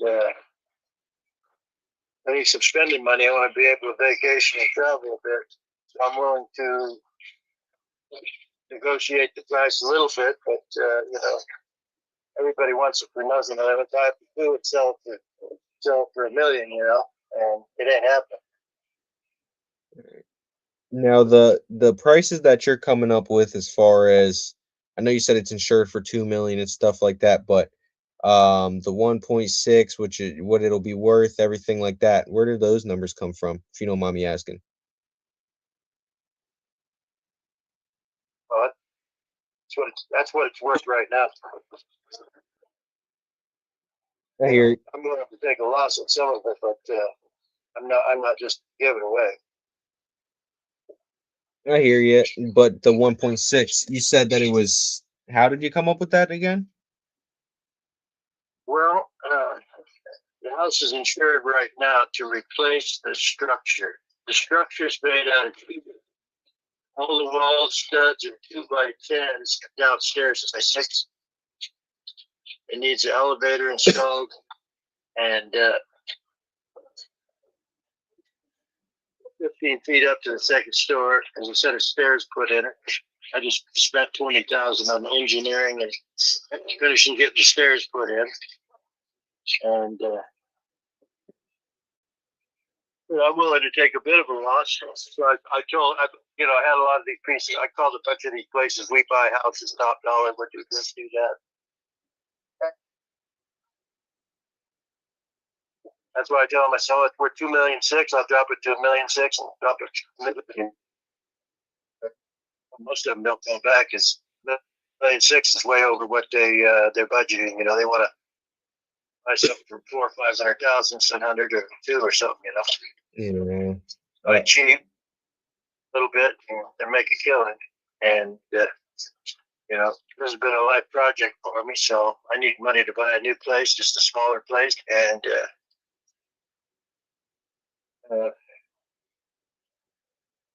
need somebody who wants their best. There's room to put a full-size basketball court in here. You can put a couple bits of pickleball courts in. You can put a Olympic-sized pool in if you wanted to. A big shop. You just got to have money.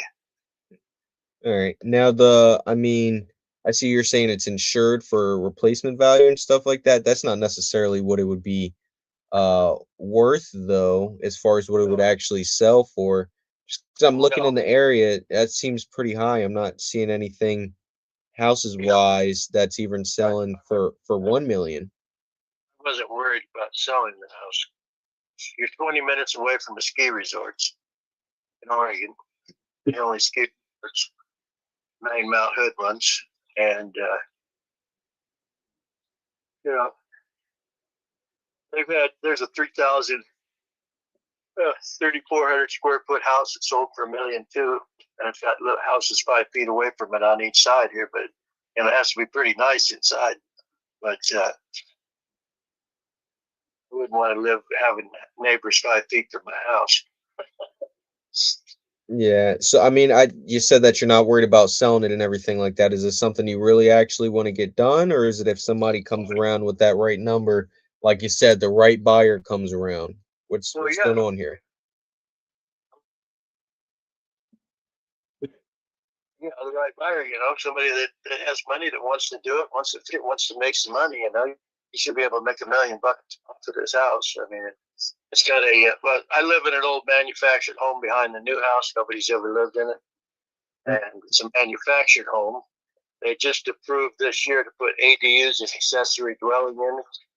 I hear you on that, but how do I actually make money? You said I could make $1 million. How do I make $1 million? Well, you finish the house and put it up for sale. I mean, I'm looking at houses for sale in the market right now. I don't see anything that's even for sale for 1 million, let alone 2.6. Yeah, look in another state then. Have a good day. Take care. The fuck? Looking in the market, I see stuff for anywhere from 300 to 700 on the high end. And this guy's talking about 2.6. Okay, bud.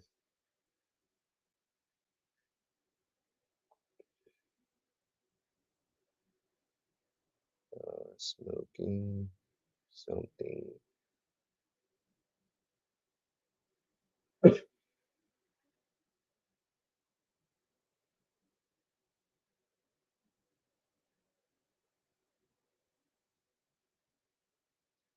All right. Now,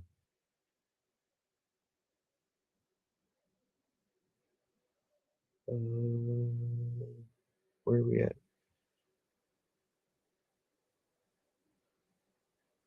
Find and replace. What's her name again? You said, Omar? Joanne.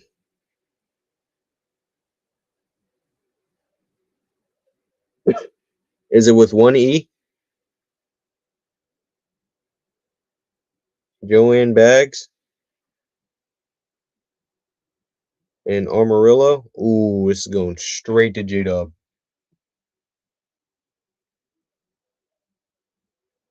All right.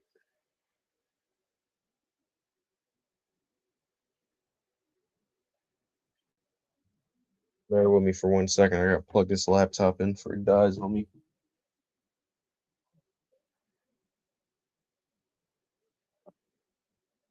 Oh.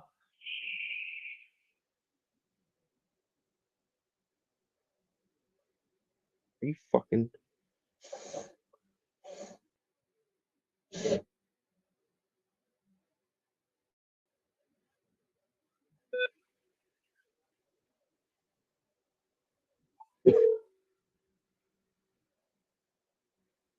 Louisiana Street.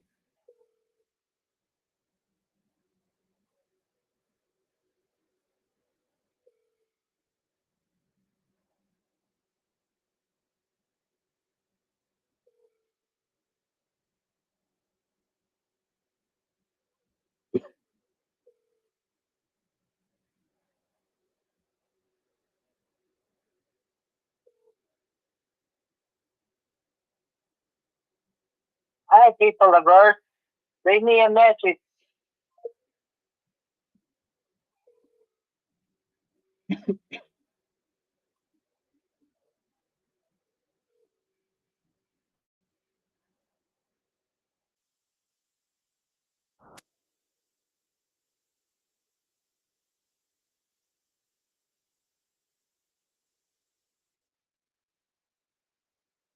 Hi,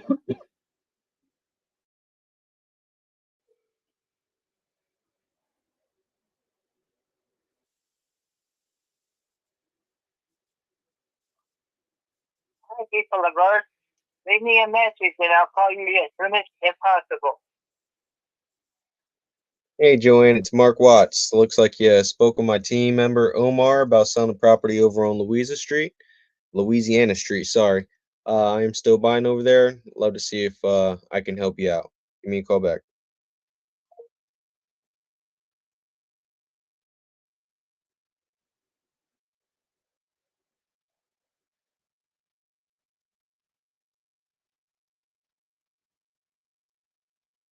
Robert.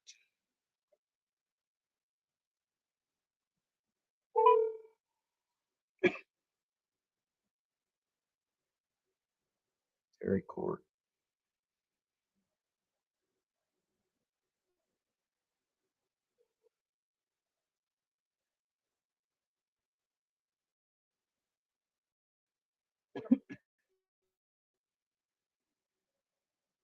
Telephone number 50.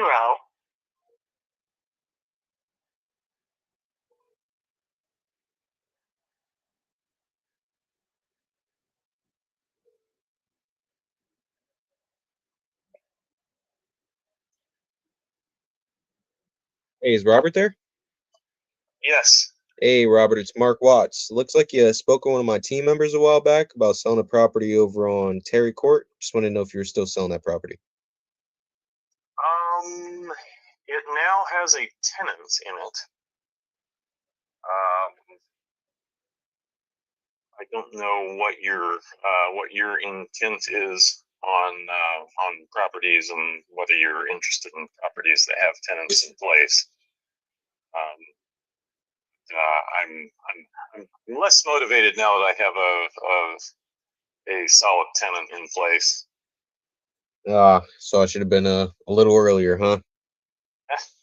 I mean, I still I absolutely will buy tenant occupied properties. But just like it needs to make sense for you, it would need to make sense for me. What's the price you'd be looking to get for it now with the tenants in there? Oh goodness.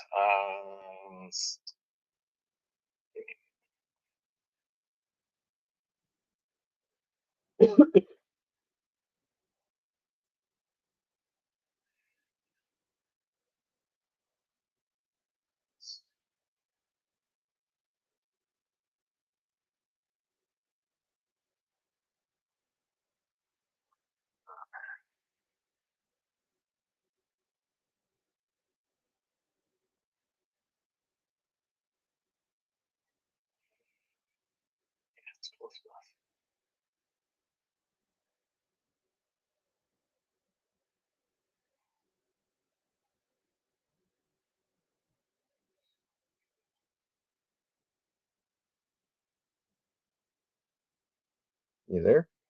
Yeah, I'm here. Sorry, taking me a minute.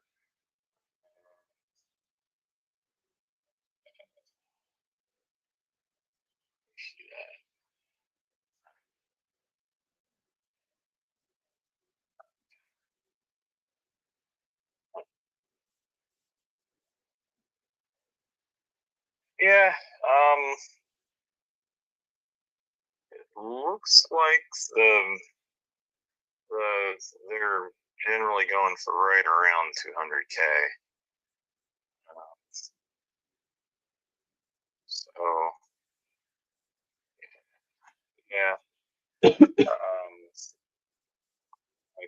don't know what that pencils out to as far as the cap rate goes, but that's kind of where they're at the moment. I also so I own 17 unit 17 and I own unit 16, both with tenants in place now.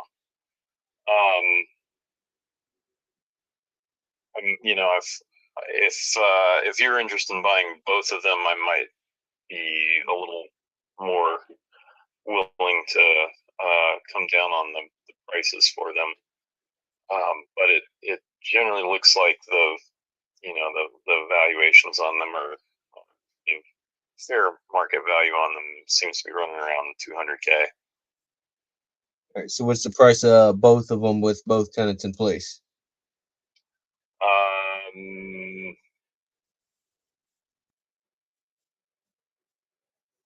I would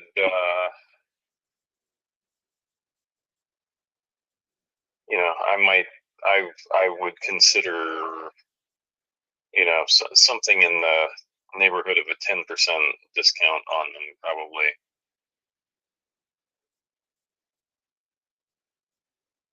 That's a no go for me. I need 30%. Which would work out to something like 180 a piece, I think. All right. And what would even have you? Well, let me ask you, what are they paying right now? The one that I just got a new tenant in, Unit 17, he's paying $18.45. I think $18.45 a month, including his contribution to utilities. And the fellow in the other unit is paying like $17.50, I think. All right. And I'm guessing there's an HOA or? Yes. Yeah. It's I think the HOA is running around $500 a month at the moment. It's they've got a reserve contribution, and they had to redo the roofs on a couple of the units recently, including the one that these are in.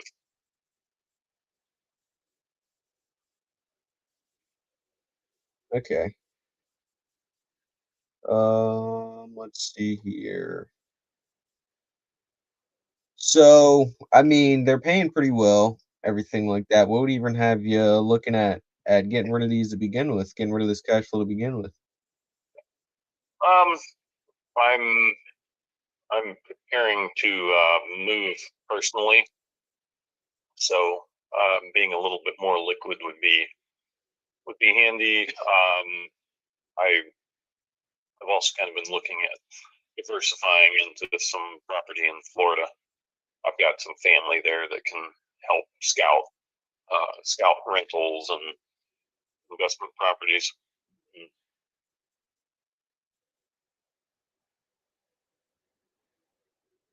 Moving, huh? Where you I mean, what even have you looking at moving out of Portland? Well, I'm assuming you're in Portland. That's an assumption, but I'm in Oregon, but I'm in Washington County personally. Yeah. Yeah. I mean, Oregon's beautiful. What even have you looking at moving out of Oregon to begin with? I've got I'm a company I'm trying to start, and it's the investment community and a lot of the people that are interested in it are down in Silicon Valley area. So I may give that a shot for a while. Nice little startup. That's pretty nice. We'll see. We'll see. Yeah. You having doubts already? You didn't even start it yet. It's these things are speculative. I've have yet to show that I can do it. So until I get the technical proof of concept done, it's still it's more idea than tangible progress. Yeah, I could see that being the case. Need some sort of proof of concept. So and that's, I guess, where you're headed, down to Silicon Valley. Yeah. Okay. All right. So, I mean, are the tenants? I'm guessing they aren't any sort of problem or anything like that. But are you? No. I've been very careful with the tenants that I bring in. The new tenant is actually he's actually one of his family owns one of the condos nearby, so he's been gainfully employed for 15 years and has reason to stay for a while. So I think he's going to be a pretty good tenant. And the other fellow's been in there for, I don't know, it might be 4 years at this point. But he's pretty good track record of paying. He's usually a couple days late, but usually gets it paid. All right, well that's good. So you're not going to be anywhere nearby to be able to keep check on these guys and everything like that, though. How would that work out with the? Because of course, running any sort of business is a handful. So how would that work out with starting the startup? The one fellow who's been in there for a few years, I have a pretty solid relationship with at this point, and I trust him to handle most of the maintenance issues if stuff comes up. So I've kind of got working arrangement there. He's going to help you out with the next door neighbor as well. Yeah, he can. I've given him latitude a couple of times, and I'm not still on the phone with this guy. Helped me out with This is a damn landlord. This ain't gonna go nowhere. meeting servicemen and stuff like that. So Okay. it's not a crisis for me. I hear you. Plus, I will continue to be visiting the Portland area, so I have family here. Yeah, no, I hear you on that front. But from what I'm seeing here, I will let you know when I buy a rental, there's two things I'm looking for. Just like how you have your buy box criteria, I have mine as well. The two things I'd be looking for is one, the rent rate, and two, equity percentage. The rent rate I'd be looking for in a major metro like Portland, at least a 1% rent rate, which means I buy for 100,000, it rents for 100,000.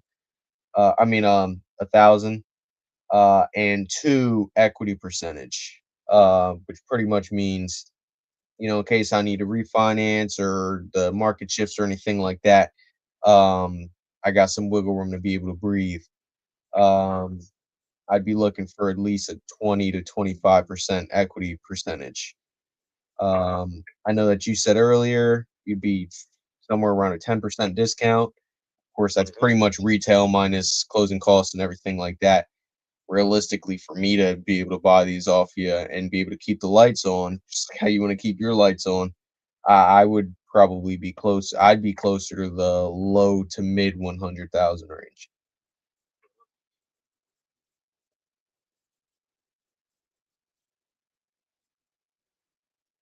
All right. Well, yeah, I can think about it, but that's probably not gonna pencil out on this end. Yeah, when people say I got to think about it, that means goodbye. I'll never talk to you again, which is fine if it's the case. But you said, you also said it may not pencil out on your end. What was it that you were looking at? Giving away that much on selling them, I will go ahead and I will run the numbers and look at the cap rate again because I haven't done it in a while. But my suspicion was I probably not give away that much. I'll continue to hang on to them for a while longer. Okay. Now, where do you feel like we could land on this then? Cash, of course, no closing costs, no realtors, nothing like that.